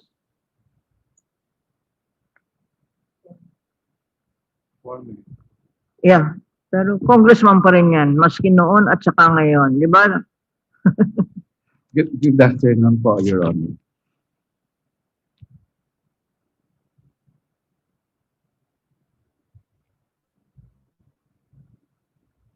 Petitioners claim that Section 16 of the Anti-Terrorism Act violates the right to privacy. According to Article 3 of Section 3 of the Constitution, the privacy of communication and correspondence shall be inviolable except upon lawful order of the court or when public safety or order requires otherwise as prescribed by law. Don't you think that counter-terrorism activities fall under the exception of public safety or order and thus allow a legitimate intrusion into a person's privacy? Your Honor, please, we have to go back again to the definition of terrorism. Can you under make it Section louder, 4. please? Yes, the definition of terrorism allows an unbridled discretion on the part of the military or the ATC, for that matter, Your Honor, to access, record, or collect information, even private information, Your Honor. Imagine, Your Honor, the order of the court in this case, Your Honor, under Section 16, would not even describe with certainty the things or places to be searched. Under the Constitution, Your Honors, please, a surveillance such as this is tantamount to a search. And under the Constitution, a search to be reasonable must have probable cause and must describe the things or place to be searched. In this case, Your Honor, is unbridled. But we must understand the order of surveillance must be authorized by the Court of Appeals upon application, right? Yes, Your Honor. So there are safeguards. In No, fact, Your Honor. in Because- fact, the test is probable cause before the Court of Appeals could issue an order of surveillance. In fact, Your Honor, it's an ex parte application. And the basis of probable cause of the Court of Appeals is, for example, that an Remember, offense has been committed. so you are against the ex parte application. Well, Your Honor, I'm just saying this, that the standard Para, of di ba the ganun court- din ang search warrant? It's For- an ex parte application. Yes, Your Honor, the relevance of ex parte is this, Your Honor's please, that the basis of the court to issue the authorization is an offense has been committed and the effects of the crime can be found in the place to be searched. How can the court know that an offense has been or is about to be committed? In fact, Your Honor, the definition would not give the court standards on what probable cause is, because nobody really knows what the crime being committed or is about to be committed is done, Your Honor's please. So in that sense, the court authorization actually is without probable cause in the sense that the court has no standards to follow with which to issue the What are the authorization. standards to follow, Attorney Cormina, Pardon. Congressman? Pardon po. What are the standards that need to be followed? Well, If probable cause is not enough before a Court of Appeals can issue the order of surveillance, well, what could be your standards? in terms of search, Your Honor, the probable cause would be that an offense has been committed. And then, of course, the effects of that offense can be found in the place to be searched. In this case, Your Honor, it penalizes intention. So how would the court know that an offense has been committed, Your Honor? And so in that sense, Your Honors, please, the probable cause of the judge is based on the allegations of the respondents here in this case, Your Honor. Okay. And yes, Your Honor. Don't you think that terrorism is a very, very grave crime against national security and even a crime against the people's security and life? That before they actually have to do any terroristic act, the state has the right to know the information beforehand through a surveillance ordered by the Court of Appeals? Well, Your Honor, yes, we recognize the fact that terrorism is a grave and serious concern, Your Honor. However, the court has mentioned so many decisions that it's not a question of expediency. That interest must be, compelling state interest even, must be narrowed down, tailored narrowly by the law. Is the And gut, any important compelling interest, if the respondents wishes to do that, must be in consonance with the Constitution, Your Honor. So even if they claim yes, it's very important, it cannot be said, Your Honor, that it because it's important, it's of serious concern. The fundamental rights of others can be violated because of the state interest at hand, Your Honor. The court will surely strike down a law that just because using the concern or the gravity of the crime will violate fundamental rights, Your Honors. can you honestly believe that the prevention of the commission of a terroristic act can be properly done without surveillance and Well, Your Honor. interception? Thank you, Your Honor. Actually, I think the prevention of terrorism need not be through a law like the ATA, which is unnecessarily sweeping as to infringe on protected rights, Your Honors. Surveillance, in fact, can be done by state, and it's in the Constitution, it's already in the law. However, in this case, Your Honor, an unbridled discretion, any mode, any personal information using any mode against any person, Your Honor, is really too much of a power given to the ATC, Your Honor. It violates not only unreasonable searches and seizure, but also the right to privacy. And even if it is important to catch a criminal, whether terrorist or not, the surveillance must be done. The Constitution requires that basic rights must be followed, basic steps must be followed. You see, Your Honor, surveillance, if we connote it as is a search. The presumption against a search is that it's for the part of government to prove that the search is necessary. Can you That's not just what- consider this as a matter of evidence that if properly excluded, the court can exclude?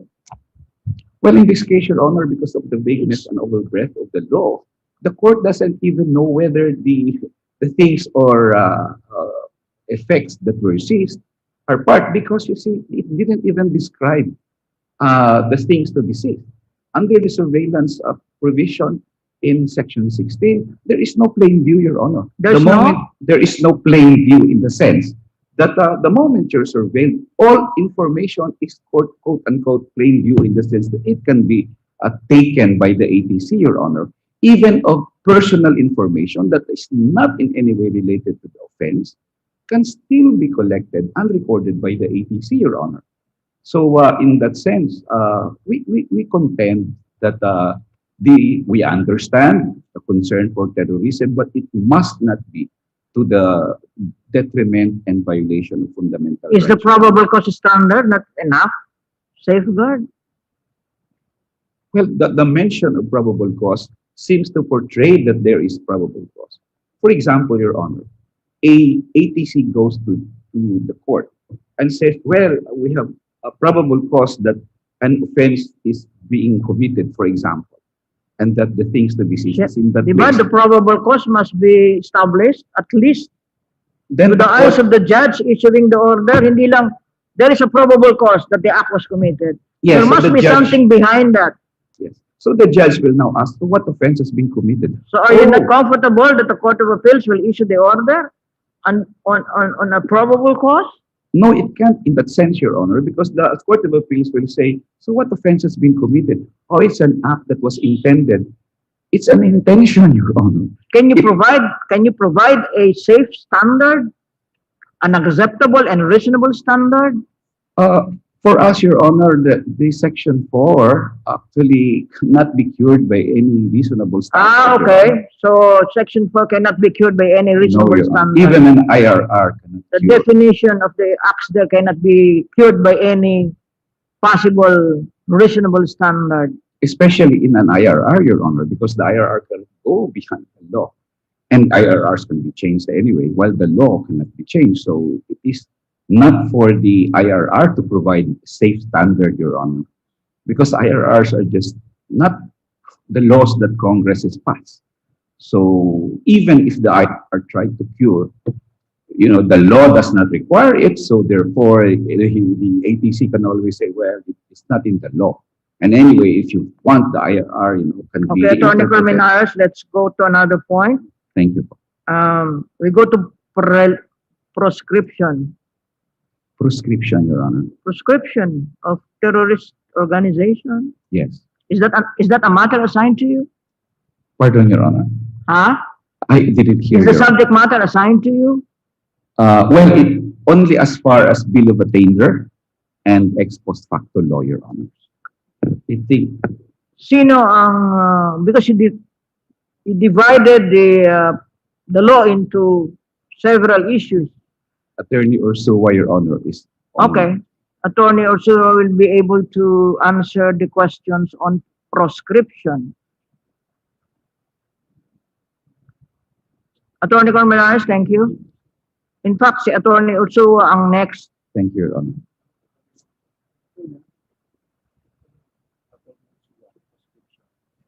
Attorney Ursua? Yeah. Designation and proscription kay Attorney Chu.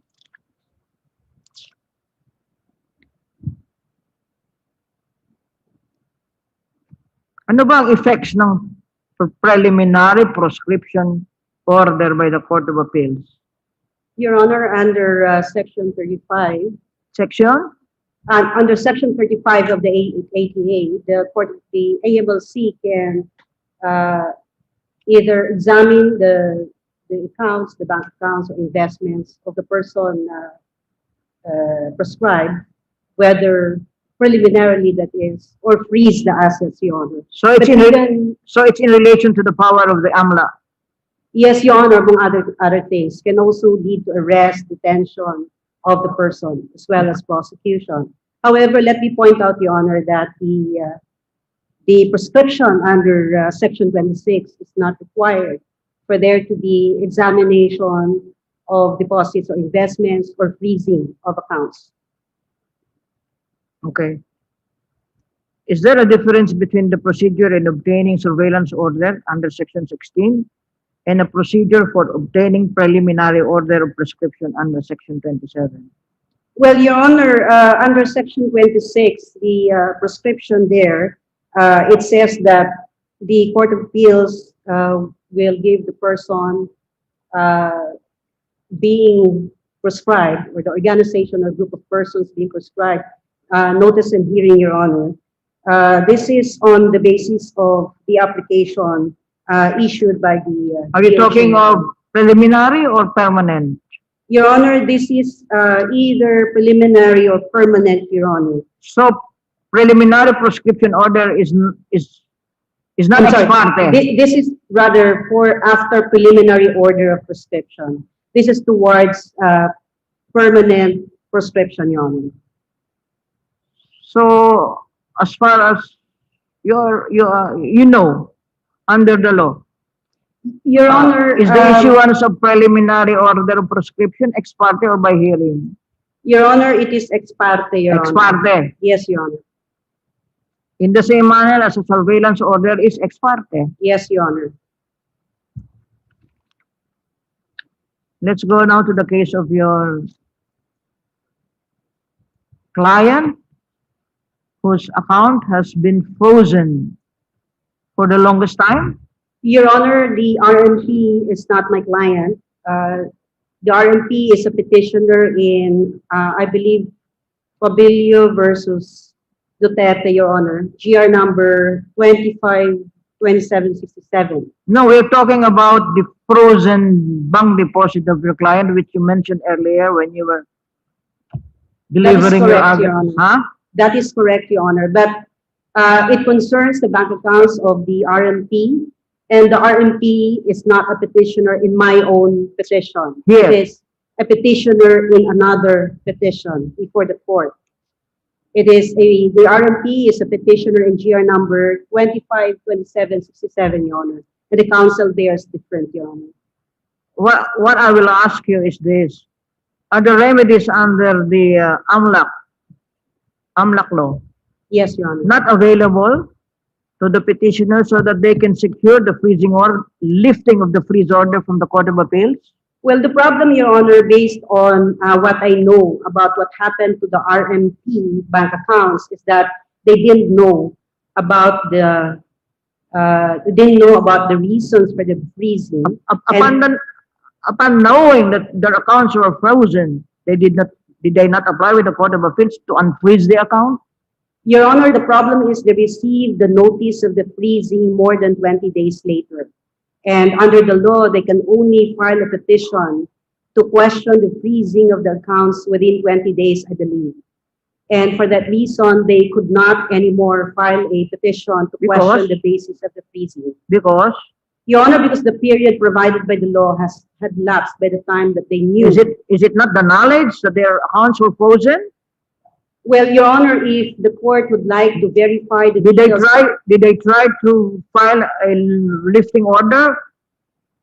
That's precisely what I'm explaining about, Your Honor. The RMP learned of the freezing. They were given notice of the freezing more than 20 days after the freezing. And since under Section 11 of RA 10167, I'm referring, Your Honor, to the law on the crime of financing terrorism. I believe there's a period of 20 days to file that petition to question the freezing. And by the time that they received the notice of the freezing, the period had already lapsed. And thereafter, Your Honor, they learned of the reasons for the freezing only 9 months later. Your clients did not attempt to go to the Court of Appeals. I was told, Your Honor, they're not my client, Your Honor. I was told that Okay, they decided not to go to the Court of Appeals anymore because the period had already lapsed.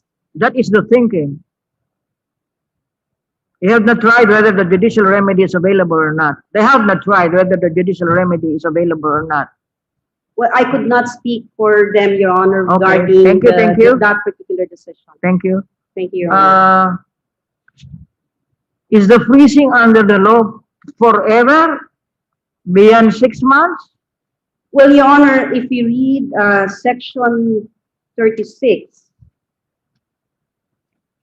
Because under the AMLAC law, freezing is only for a period of 6 months. So is the Under- freezing under this law forever until lifted? effectively, Your Honor, it appears that it could be indefinite. If you refer to paragraph 3 of Section 36 of the ATA, it says that the AMLC could freeze the funds or the accounts until the basis for the issuance thereof shall have been lifted. Okay. And Let's go to another point. So you are pointing now, section? Section 36, third paragraph, Your Honor, there is no period given Okay. to limit the duration effectivity of the freeze order. Let's go to designation.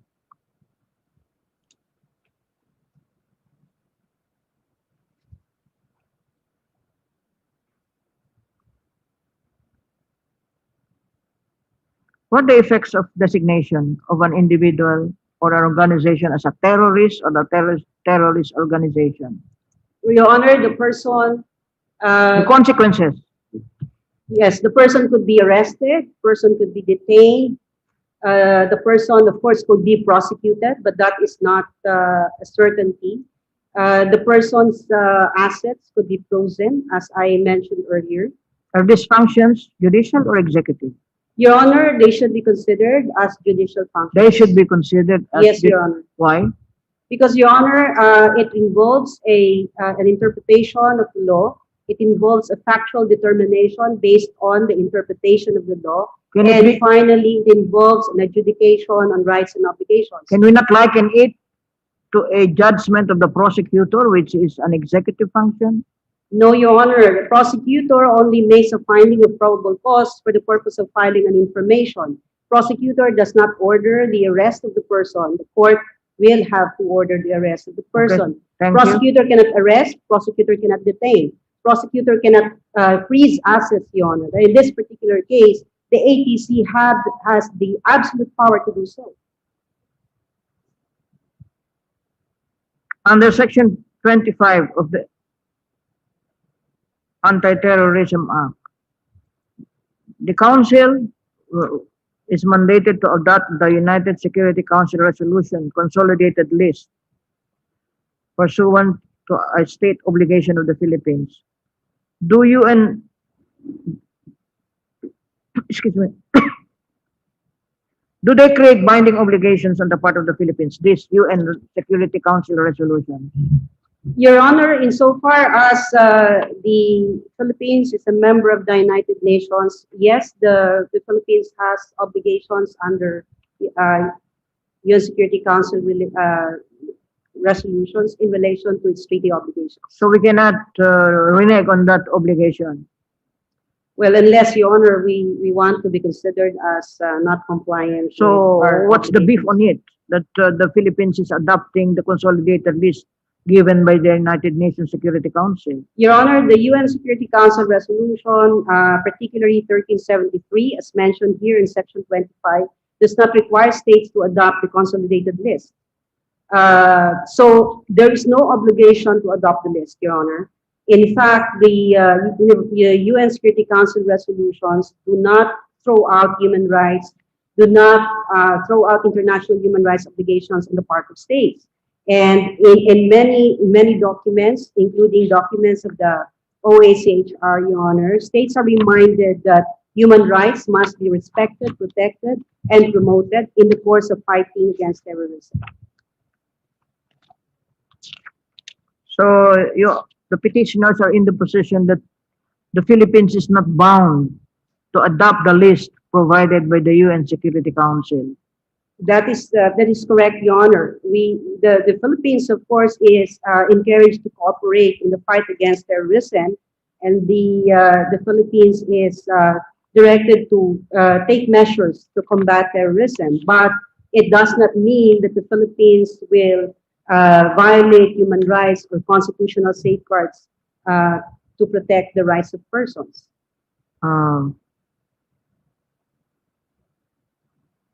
Under Section 25,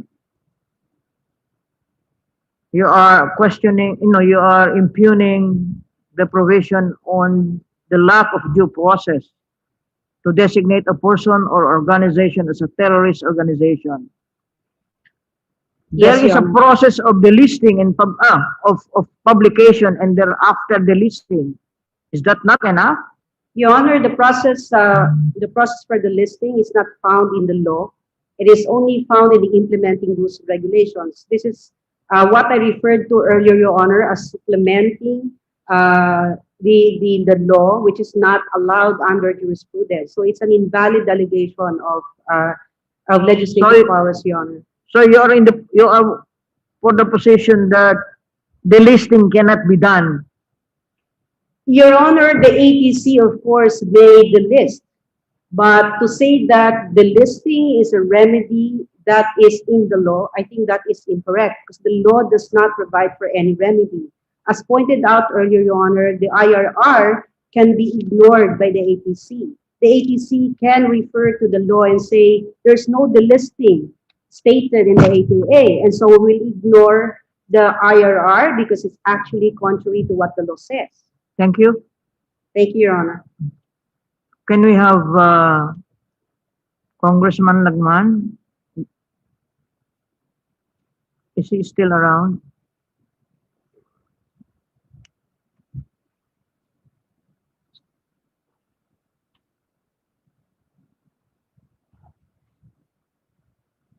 Sir, magandang gabi po. Gabi na ba? Ay, hapon pa pala. Congressman, does the word terrorism appear in our Constitution? The many constitutions that we adopted? From 1935 to 1972 to 1987? Your Honor, I am not aware. You are not aware. We are not of any aware too. provision.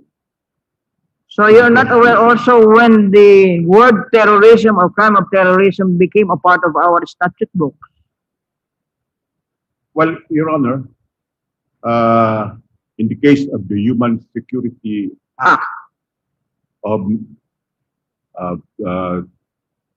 2007, terrorism there has been defined. And then it refers to the commission of predicate crimes, which provision has not been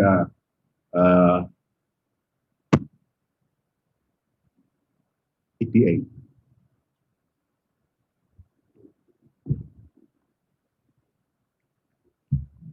So our consciousness or our mind was only open to the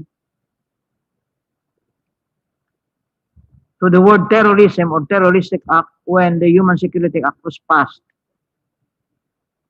Well, I am not certain, Your Honor, if there were antecedent legislation covering terrorism. It's possible that under the AMLA, terrorism was also mentioned, and other laws concerning financing of terrorism. But I am not certain about that, and I can discuss that, Your Honor, in the memorandum. I will Okay, have to thank you. submit. So we go to a specific Article 7, Section 18 of our Constitution, and this is the provision on habeas corpus, which only allow a detention for not more than 3 days, right, Congressman? Yes, Your Honor. under that particular provision of the Constitution, even during the suspension of the writ of habeas corpus, no person can be detained for more than 3 days. Okay. Otherwise, he should be released or be brought to the judicial authority. Are we safe to say that since terrorism was not in the mind yet, or not a crime punishable when the 1987 Constitution was passed, can it not be said that this article on a 3-day detention on habeas does not strictly apply to acts of terrorism? We cannot subscribe to that, Your Honor, because the provision of the Constitution is omnibus. Is Omnibus. It would cover all possible crimes even martial law, during martial law. even during the even covering the proclamation of martial law, detention cannot go beyond 3 days. Yes, Your Honor. Particularly so when the suspension of the writ of habeas corpus is a component of the declaration of martial law. So it's your position that the 3-day limitation on detention still covers acts of terrorism, although terrorism was not a word, was not a crime that was punished when the 1987 Constitution was passed. Yes, Your Honor, because that provision should have a prospective application that would cover acts of terrorism. My last question, Congressman, is like this. Since terrorism is a new phenomenon, drastic at that, involving the security of the nation, endangering lives and liberties of people and properties as well,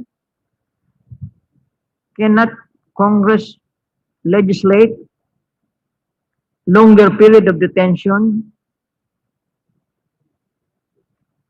more than what is longer than what is prescribed under under Article 125 of the Revised Penal Code? Your Honor,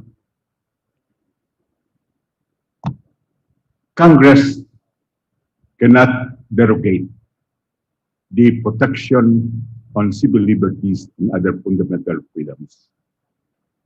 In the enactment of the ATA, Congress has put the Sir, nawala po kayo. Hindi namin kayo narinig. just Paano? can I am clear now, Your Honor? Yes, sir. Yes, sir. Well, as I was saying, Congress cannot pass a law against terrorism by derogating civil and political rights safeguarded in the Constitution, Your Honor. But in the case of the ATA, it has put the war against terrorism in a pedestal, while it has demoted civil liberties to a footstool. To obscure it, demoted, ano po? It has demoted the protection of civil liberties to a footstool. Okay. Parang inaapakan na lang. Parang inaapakan lang po. Inapakan na po. Footstool. Parang inaapakan na lang po. Yes, Your Honor. Ganun ba yun? Sige. Thank you. Thank you, Congressman Lagman. Thank you, Your Honor. We appreciate your counsels for the petitioners. We appreciate your answers, candid answers to my interpellations. I give the floor to the other members of the court. Justice, the Senior Associate Justice, Bernadette, is next. Go ahead. Can I call Attorney Jock now, please? Okay ba? Okay ba magtanong sa tanong natin? Good afternoon, Attorney Johnson. Okay ba? Attorney Johnson, would you know if the definition of terrorism under Section 4 is a novel creation of Congress, or if it was just patterned on or inspired by the existing international instruments? The Solicitor General claims that it was patterned after international standards, Your Honor, citing the proposed Convention on Terrorism that was initially submitted by India to the United Nations in 1996. However, Your Honor, when we compared the provisions of that proposed convention with the law itself here, there are significant differences. First, the convention mentions acts that cause death, damage to property, and so forth. It does not include the term intended to. In other words, it requires actual death, actual destruction, and so forth. Second, Your Honor, the convention only has two purposes: to compel the government to do or refrain from doing an act, and I believe to spread fear. It does not contain the other purposes that are found in our law. Okay, I'll flash to you certain experts from various international instruments, such as the UN Security Council Resolution 1566. It's over there. The International Convention for the Suppression of Terrorist Bombings, and the International Convention for the Suppression of Acts of Nuclear Terrorism. Okay, as you can see, all of these instruments have semblance of similarity with our definition of terrorism, in that terrorism is generally characterized as acts intended to cause serious death or serious bodily injury or cause extensive damage to property. If I may ask with the first slide, yes, as appearing in the slide, if Your Honor, please, the UN Security Council Resolution 1566 refers to criminal acts intended to cause. So there is that term criminal acts, but which we do not find in RA 11479. Our understanding as well, the European Union Directive of 2017/541 also makes reference to either predicate crimes or criminal acts, which are not found in our law. All right, so the lack of reference to predicate crimes is what you are questioning That is in the one of- definition of terrorism. Yes, Your Honor, I'm sorry. That is one of the concerns we have as well, the term critical infrastructure, because it can be used to suppress acts of exercise of civil and political rights that to us are constitutionally protected. All right. Now, when Congress enacts a penal statute, does it define every word or term in the enactment? Not necessarily, Your Honor. And there's no positive statutory or constitutional command requiring Congress to really define every word or term. Not every word, Your Honor. However, the operative words that give rise to the essential elements of the crime made by Congress, we believe, must be understood. And in the anti-terror law, the use of, for example, the inclusion of the term exercise of civil and political rights, which is not intended, that in itself gives rise to a lot of confusion. All right. Would you agree with this statement? A statute which is generally worded is not necessarily void for vagueness, for as long as the legislative will is clear, or at least the intent can be gathered from the law through the principles of statutory construction. Yes, Your Honor. In fact, I recall Your Honor's ponencia in the Spark case, where I believe that was the conclusion that you arrived at. However, in this particular case, we do submit that the law here fails the vagueness requirements of completeness and sufficient standards. So, what is the limitation of the court's power to interpret ambiguous laws? I'm sorry, Your Honor. I'm afraid I didn't get the question. What are the limitations to the court's power to interpret laws? Well, as far as interpretation of the laws is concerned, Your Honor, the court has a lot of discretion in terms of applying rules of construction and interpretation. The only thing it cannot do is substitute its judgment for what Congress has put into the law. So for as long as the legislative will is clear, the court can interpret Yes, Your Honor. laws. Now let's go to the crime of inciting to commit terrorism. Are you Is this assigned to you? Yes, Your Honor. All right.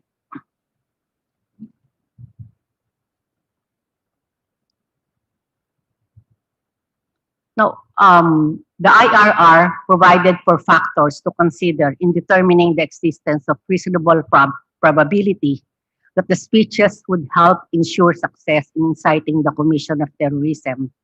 And I'm sure you know what these factors are.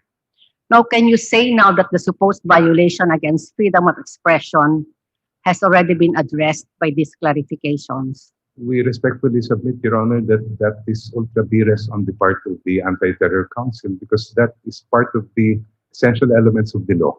And only Congress can legislate what the law should contain as far as the essential elements are concerned. So you would submitted this- answer, I'm sorry, Your Honor. yes, so you would answer the same thing with respect to academic freedom? Insofar as the IRR is concerned. Yes. Yes, Your Honor. Okay. Now, are you also familiar with material support? Yes, Your Honor. It's not one of my issues, but I am Okay. familiar with it. Now, Section 6 of the Anti-Terrorism Act punishes the acts of planning, training, preparing, and facilitating the commission of terrorism. On the other hand, Section 12 of the same law penalizes the act of providing material support to terrorists. Yes. Now, assuming that a person comes up with a plan to bomb a critical government infrastructure, provides the funds for the weaponry of armed militants who are tasked to execute the attack, and the plan is later accomplished, can this person be both punished under Section 6 by facilitating terrorism and Section 12 by providing material support? Yes, Do you think there's an overlap? I believe there would be an overlap. That person could also be charged with the violation of Section 4 itself, I would submit, Your Honor. Now, using the same scenario, The same set of facts, yes. using the same scenario I just mentioned, can you also say that there is an overlap with respect to Section 7 of the same law, which punishes conspiracy to commit terrorism? Yes, Your Honor. So a single act can now be penalized under Section 6, facilitating, Section 7, conspiracy to commit terrorism, or Section 12, material support, providing material support under the Anti-Terrorism Act. And even if I may add the Section 4, Your Honor. All right. Can the court clarify the interrelation of these offenses through jurisprudence I and would- also their proper application for criminal prosecution? While that may be in other laws, we submit that as far as this law is concerned, given the very nebulous, overbroad, and vague definition of terrorism, we submit that no amount of construction by the court could save it. All right. Thank you, Attorney Jonah. Can I call on Attorney Ursua? Thank you.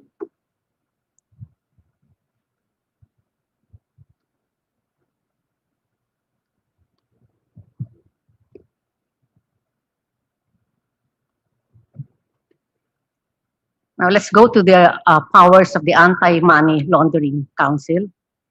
Petitioners claim that the AMLC's authority to issue freeze orders under Section 36 violates the constitutional guarantee against unreasonable searches and seizures because it is not issued by a judge. Sorry, Your Honor. Is Sorry, the Your Honor. freezing of assets Yes, a Your Honor. judicial function? Yes, Your Honor. Now, can you compare the authority of the AMLC to issue freeze order under Section 36 with the freeze order under Section 10 of the Anti-Money Laundering Act as amended? Your Honor, under Section 36 of the ATA, the ATC, or rather the AMLC, can order the freezing or can direct the freezing of the accounts or investments even without court authorization on the basis alone of the designation by the ATC. In Section 10 of RA 10168, which penalizes financing of terrorism, the AMLC can also freeze the accounts or investments of a person ex parte, Your Honor. even without a court order. Yes, Alright. Your Honor. Yes, Your Honor. How about the Anti-Money Laundering Act? Under the Anti-Money Laundering Act, Your Honor, I believe that a freeze order can be made only upon court authorization with exceptions. All right, and you would agree that the Terrorism Financing Prevention and Suppression Act of 2012, the constitutionality of that law has not been assailed. That is correct, Your Honor. Now, Section 35 of the Anti-Terrorism Act authorizes the AMLC to inquire into or examine deposits and investments of those proscribed or designated terrorists. Is this function of the AMLC also a judicial function? Yes, Your Honor. It is a submission of the petitioners that it is a judicial function. Now, can you compare this authority under Section 35 with how the AMLC inquires or examines bank deposits under Section 11 of the AMLA? Well, the problem, Your Honor, is that while in the past the court has rendered decisions questioning the constitutionality of Section 11 of RA 10168, the decisions of the court focus solely on the ex parte application by the AMLC for the issuance of bank inquiry orders. But the court has not had occasion to rule on whether the ex parte examination by the AMLC of, rather the examination by the AMLC of deposits or investments without any court authorization is constitutional and valid. And so for that reason, Your Honor, what the petitioners are submitting before this court in these cases is that the court should look not only actually at Section 35 and Section 36 of the ATA, but also related provisions or provisions of related laws such as RA 10168. Now, would you agree that there are also instances when searches are reasonable even when warrantless? And case law has enumerated some known jurisprudential instances of reasonable warrantless searches and seizures. Yes, Your Honor, but the same cannot be compared with the examination conducted by the AMLC under the ATA, Your Honor. We submit that the search or the examination, which is equivalent to a search actually, being conducted by the AMLC under the ATA is unreasonable and therefore unconstitutional. Now, would you agree that one of the exceptions is exigent and emergency circumstances? Yes, Your Honor, but we also believe that that does not justify giving the AMLC, Your Honor, unbridled power to make an examination of bank records without court intervention. Would you consider an impending threat of terrorism as an exigent or emergency circumstance which would allow the freezing or examination of the bank accounts of a terrorist or his financier despite the absence of judicial warrant? Not without, Your Honor, violating due process. But Your this Honor. is an exception under the case of People versus Coaget. Yes, Your Honor, we agree that it is an exigency. However, we question that, Your Honor. Under the ATA, we believe that the AMLC should follow Section 2, Your Honor, of Article 3 of the Constitution. We believe that is an unreasonable search, the power that is given to the AMLC. Anyway, can you elaborate this in your memorandum? Yes, Your Honor. All right. Thank you very much, Attorney Ursua. Can I Thank call you, Your on Honor. Congressman Lagman?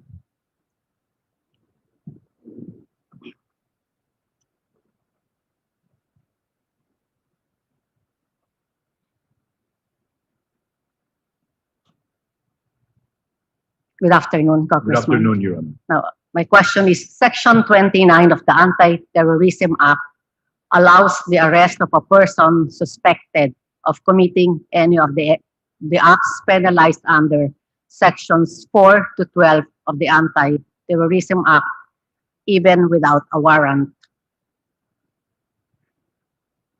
Now, is there a case law which holds that a legislative measure is presumed to be in harmony with the Constitution and that every intent of constitutionality must be read in its favor? Yes, Your Honor. That is the basic. Can we not However- harmonize? However, Okay. However, please Your answer. Honor, under the Constitution, a warrant of arrest shall issue only upon probable cause determined personally by the judge. In other words, any warrant issued by the executive agency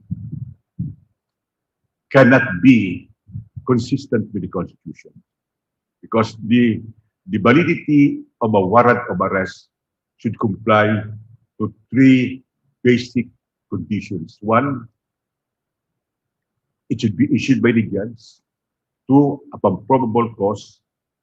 And personally determined by the judge. The section 29, the ATA, has no saving grace whatsoever because it directly violates the Constitution. So you do not think that Section 29 can be harmonized with the Constitution and that to arrive at the interpretation that a person who may be arrested or detained without a warrant refers not to a mere suspect, but a suspect who is found to be in flagrante delicto or one who is arrested because based on personal knowledge of the arresting officer, there is probable cause that he or she is the perpetrator. Well, in this case, Your Honor, the intention of the law is to create a fourth instance of warrantless arrest.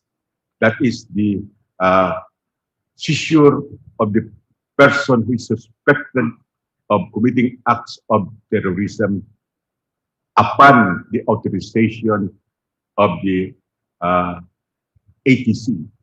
However, Your Honor, with respect to warrantless arrest, time is of the essence.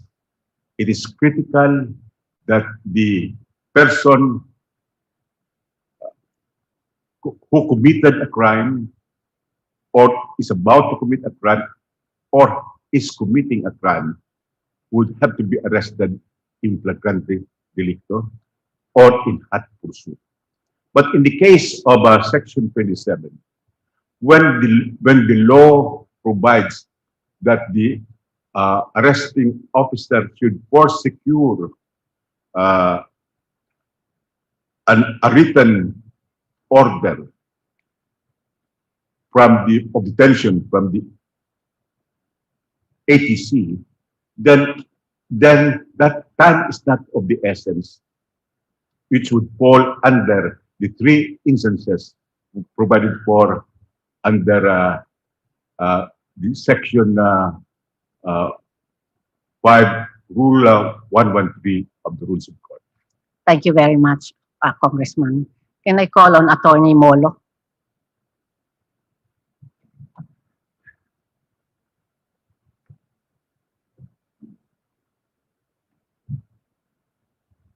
Okay. Good afternoon, Attorney Molo. Good afternoon, Your Yes. Honor. Yeah, Article 3, Section 6 of the Constitution permits the impairment of the right to travel in the interest of national security, public safety, or public health as may be provided by law.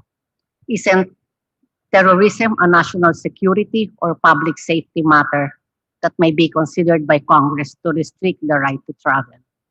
Yes, Your Honor. Terrorism is a lawful subject that may be the subject of legislation to limit a constitutional right, but the limitation must still comply with what the Honorable Court has stated regarding the Bill of Rights. All right. Under the third paragraph of Section 34 of the Anti-Terrorism Act, when an accused charged of terrorism has been granted bail because the evidence of guilt is not strong, may his freedom of movement still nonetheless be limited to within the municipality or city where he or she resides or where the case is pending. Yes, Your Honor, and that is particularly odious in Section 34. Why? Because here, evidence of guilt is not strong, but upon mere application of the fiscal, the judge, the law says, the judge shall limit the movement of the individual. How can that happen if the evidence of guilt is not already strong? In fact, Your Honor, if we limit the movement of the individual, that reminds me of despero, which is actually a punishment under the revised penal code. So how can we have a law that allows an individual who, according to the prosecution, cannot be proven to have committed it because evidence of guilt is not strong, and yet the law allows the fiscal, upon mere application, to limit movement, and the law says the judge shall do so. That is why, Your Honor, we also raise it as part of the grounds that this law turns judges into rubber stamps because of the phraseology of the law. Therefore, it is diminishing the judiciary. Now, cannot Congress through law pass special limitations on a bail grant in the interest of national security or public safety, considering that what is involved here is terrorism? Yes, Your Honor, I can answer that question in two levels. Conceptually, yes, they can pass laws, but always in compliance with the Constitution. And second, never in a matter that concerns the procedure before the courts. And this concerns procedure before the courts. Your Honors, if I may, there will always be an existential threat facing every generation. Each generation, if we look at history in this country, all over the world, there will always be an existential threat. But the purpose, the very purpose of the Bill of Rights, according to Justice Jackson, as enunciated here in this jurisdiction under Philippine Blooming Hills, the very purpose of a Bill of Rights is to remove certain subjects from the vicissitudes of political controversy. Our rights to speech, assembly, religion, association. These do not depend on any election. If Congress can, by mere legislation, change all of that, then what are the Bill of Rights for? Okay, my last question is, wouldn't you consider these restrictions as a policy matter that should be left to the wisdom of the legislature? Yes, Your Honor, I would respond to that in two levels. First, it sounds to me like a question of political question. The classic definition of political question is Baker v. Carr. And in Baker v. Carr, the primary requisites are there must be a constitutional commitment as found in constitutional texts that the matter has been committed to another branch of government. For example, impeachment. It has been assigned to Congress. That does not apply here, especially with Section 29. The textual commitment is to judges, to the judiciary. Warrants must be determined personally by the judge. So the reverse actually applies. The second element, Your Honors, in Baker versus Carr is that there lacks any discoverable judicial standards to guide the honorable court to determine the controversy. We have judicial standards, Your Honor. They're the Bill of Rights and the entire body of jurisprudence enacting the Bill of Rights. These are judicial and they have already been discovered over the decades. Okay, thank you very much, Attorney Molo. That would be all, Chief. Thank you. Thank you, Your Honor. Justice Marvick Jonen is the next interpellator. Now, as agreed upon with the other members of the court, we will adjourn at 5:30 today, no? And then we'll have a resetting probably next week. Can I have Professor Molo again at the podium?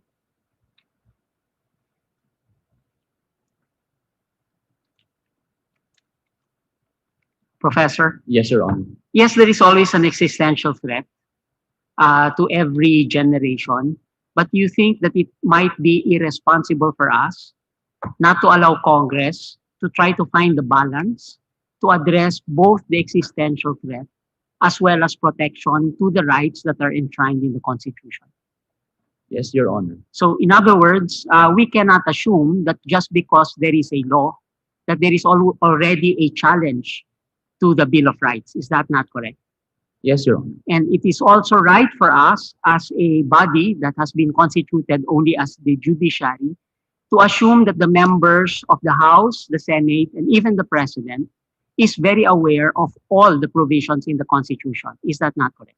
Yes, Your Honor. And therefore that they may have already seen, in fact, predicted that there will be at least one petition, perhaps they did not predict that it will be 37 and more, that will be filed in the Supreme Court whenever they try to address the perils of terrorism. Is that not correct? Yes, Your Honor. Yes. We might. And therefore, well, you quoted Justice Jackson. Is that a Filipino justice? No, Your Honor, but Yes. his ponensya was already Yes, but why should we incorporated listen in to Philippine Justice Bill. Jackson? It's the Philippine flag that flies over the Supreme Court. Because I noticed that you are fond of citing Jackson, Baker versus Carr, US versus Stevenson. These are not jurisprudence here. Is that not correct? Your Honor, yes. You might are have as correct. well cited South African jurisprudence or Indian jurisprudence. But as far as we are concerned, as I will show you later, we have had our own interpretation of actual case and the more recent one. Is that not correct? Yes, Your Honor. Yes, okay. Yes. So, in other words, the court has maintained a policy of deference simply because of the nature of the court itself. Is that not correct? Yes, sir. Yes.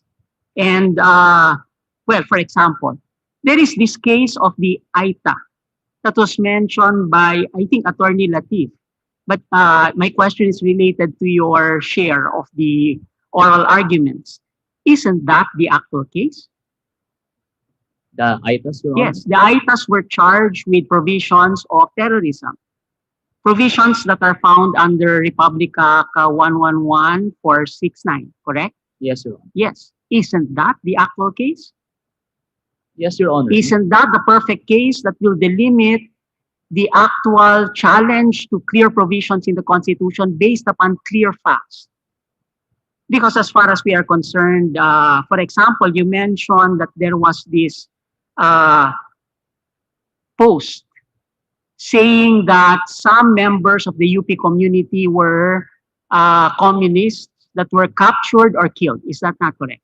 Yes, Your Honor. Yes, and in fact, one of the lawyers there, I know him, Rafael Aquino, came out and said, I am neither captured nor killed. I Yes, was Your Honor. never captured nor killed because here I am, right?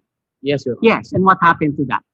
I believe, Your Honor, It Attorney was Aquino withdrawn, is a correct? counsel here. Yes, Yes, it was withdrawn, correct? Yes, It was Your Honor. withdrawn, yes. And the Secretary of National Defense apologized. Is that not correct? Yes, Your Honor. In fact, he fired, or I think he demoted or removed the J2. Yes, Your Honor. J2 is, I think, part of the Chief of Staff of the Armed Forces, and that is number 2. Yes, Your If Honor. I'm not no, I think it's 2. Number 3, because 1 is, I think, operations, if I'm not mistaken. 2 is intelligence. And in fact, even a deputy of the spokesperson also took a leave because of that snafu. Is that not correct? Yes, Your Honor. And it is maybe not for this court to base its ruling on that set of facts because that is not the case. It evolved and the government itself corrected its error. Is that not correct? Yes, Your Honor. Yes. And with respect to frozen assets, there is the case of rural missionaries. Is that not correct? Yes, Your Honor. As a matter of fact, I heard one of the counsels today say, I cannot state anything about that case because she is not the counsel to the case. Is that not correct? Yes, Your Honor. And we are to rule on a constitutionality of the provision of freezing of assets on the basis of facts, which are in another case and which can be pending with the Court of Appeals. Is that not correct? I believe the RMPs are You mentioned consolidated with this you case. mentioned rural missionaries, you mentioned Facebook posts, you mentioned red tagging. All of them can ripen to actual cases that can be filed either with this court, if they so wish, based on Gios versus Samar, however, with a warning or with the lower courts. Is that not correct? Yes, Your Honor. Yes. So you are now asking this court to rule upon a law that is live, that has already, according to you, have had many consequences. Is that not correct? Yes, Your Honor. Yes. Now, so therefore, the concept, I think many of us have difficulty, although we understand the positions of many of the petitioners, we understand the fears. Personally, I truly understand the kinds of fears that you're undergoing, having undergone those fears myself when I was a public interest lawyer. I understand that. But with the hat now of a justice of this court and with this judiciary, I think it is correct for us to assume that we should be careful not to become a political department. Is that not correct? Of course, Your Honor. Not to substitute our political wisdom to the political wisdom of, let us say, those that have crafted this law and those that have advised the president, including the National Security Advisor, who I believe is in the room. Is he here? The National Security Advisor. We have allowed him to be present. Give advice to the president and perhaps even to some key leaders of Congress. Is that not correct? Yes, Your Honor. Yes. So only in an actual case where it can be clear, there can be a clear and convincing demonstration that there is repugnancy with a specific text in the Constitution, will there be an act by this court. Is that not correct? Not necessarily, Your Honor. I beg to disagree. Of course, we do allow facial So challenges Francisco to this versus jurisdiction. House of Representatives, when was this case promulgated? Your Honor. Francisco versus House of Representatives, when was this promulgated? Your Honor, this I believe it's 2003. the video 2003, Yes, Your Honor. right? Southern Hemisphere, when was this promulgated? After the 1987. 2010. Dicini, when was this promulgated? As well, Your Honor. 2014. Imbong, when was this promulgated? I failed to 2014. recall the actual. Did you ever mention Gio Samar? When was this promulgated? I believe 2 years ago, Your Honor. 2018, right? And who was the ponente? The amicus. curiae, Your Amicus. Honor. And this court, of course, when I was absent, I could have voted also for him to become amicus, but he's now amicus. Isn't that a signal? Perhaps it is, correct? Yes, So sir. now, Gios was 2018, right? Yes, And sir. none of you have mentioned the slew of cases that followed Gios.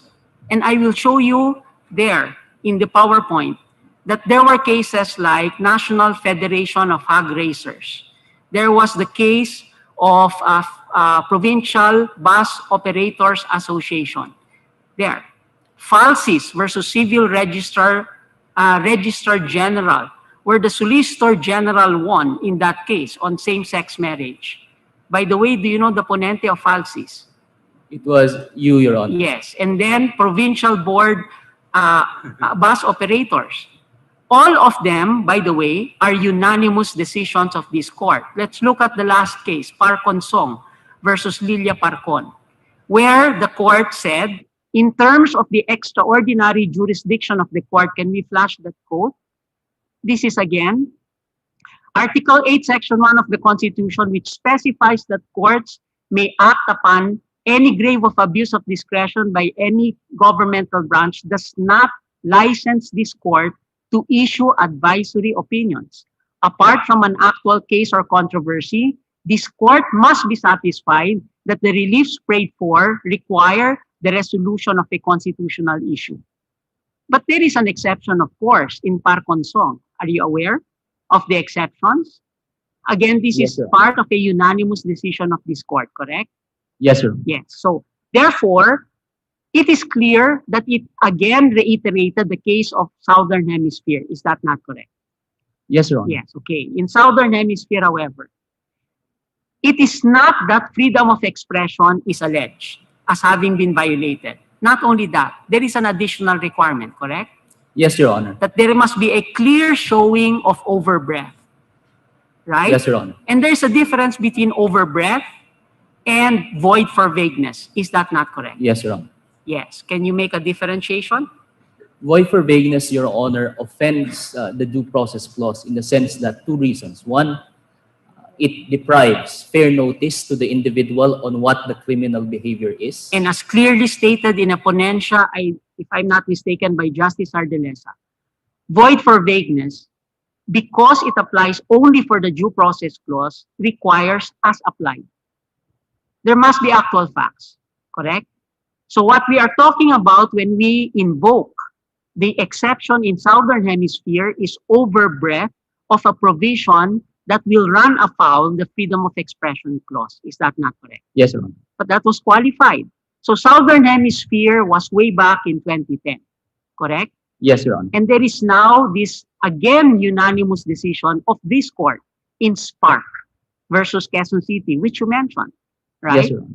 And I think the ponente herself quoted a very clear statement in that provision.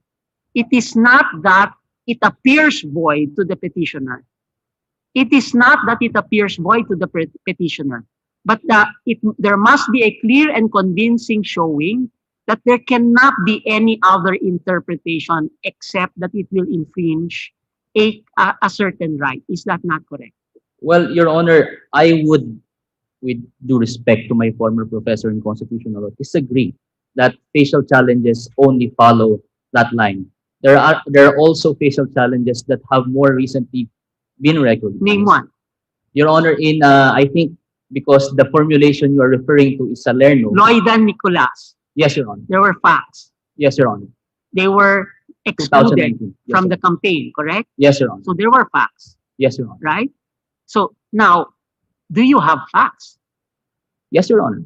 What facts have been established by The evidence? operative fact in a facial challenge, Your Honor, is the passage of the offending law against I'm sorry, the text of the again? Constitution, Your Honor. Again, well, just today, in the case of Diraugo versus Martires, this court again reiterated that line, dismissing a petition outright on a challenge to Memorandum Order Number 1, very clearly stating that it cannot just be the law, but there has to be facts that arise in order that we act on our power of judicial review. Just the passage of a law, I think this was the generous wording in Francisco versus House of Representatives, but then again came Southern Hemisphere, and then after that, Gio Samar, then after that, Parconsong, then after that, all of those cases, including the case of Spark. You seem Yes, to Your have Honor. missed all that jurisprudence. Well, Your Honor, of course, I would agree with you. Of course, Your it's Honor. understandable because one of your petitioners is really the ponente Yes, of Your Honor. Southern Hemisphere, correct? Yes, Your Honor. But even her ponencia was very, very clear. Yes, Your Honor. And it was clarified further by other cases which evolved based on the history of this country and based on the jurisprudence of this court. Is that not right? Yes, Your Honor. Yes, And so- if I may, What are your facts? yes, Your Honor. If Do I you have may, facts? yes, Your Honor. What are the facts? Your Honor, that Congress has in fact passed a law that violates the So that's Constitution. not a fact. Your Honor, That's the passage of unfortunately, a law. if we follow your line of thinking, then we would be No, it's not erasing my the line. distinction It is not my line. between as-applied challenges. Excuse me, counsel. It is not my line. I'm sorry. I have shown you the genealogy of jurisprudence. Yes, Your Honor. Baka nga lumabas sa bar yan kung ano, di ba? Well, it's not a tip. But in any Yes, case, Your Honor. the point there is that line of jurisprudence. Yes, Your Honor. Yes. So how do you contend with that? Where the court clearly said it is not merely the passage of a law that entitles a person that will come up here to annul that law, because otherwise it's an advisory opinion.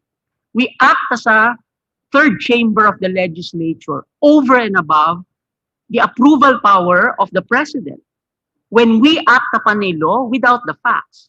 Precisely, the judiciary was created in order to be able to look at evidence that generates facts which may have been overlooked by the legislature and the president when they passed the law, or to help clarify the text of the law. In the absence of those facts, it is up to the president when implementing the law to pass implementing rules to guide the execution of a particular law. But it seems to me that even implementing rules of the president, here, the ATC, because it clarifies concepts such as designation and delisting, because it clarifies concepts like inciting and advocacy, that you want that annulled even, disregarded. And you want us to focus on the law, and instead of giving liberality to the political departments to do what is right by the Constitution, you want us to exercise our power to jump the gun and simply say the law is unconstitutional. Well, Your Honor, if I may answer the line of questioning of the Honorable Esteemed Justice. But there is no question yet. Oh, sorry. Yes. Isn't that what you want to do? Your Honor, we are invoking expanded judicial review.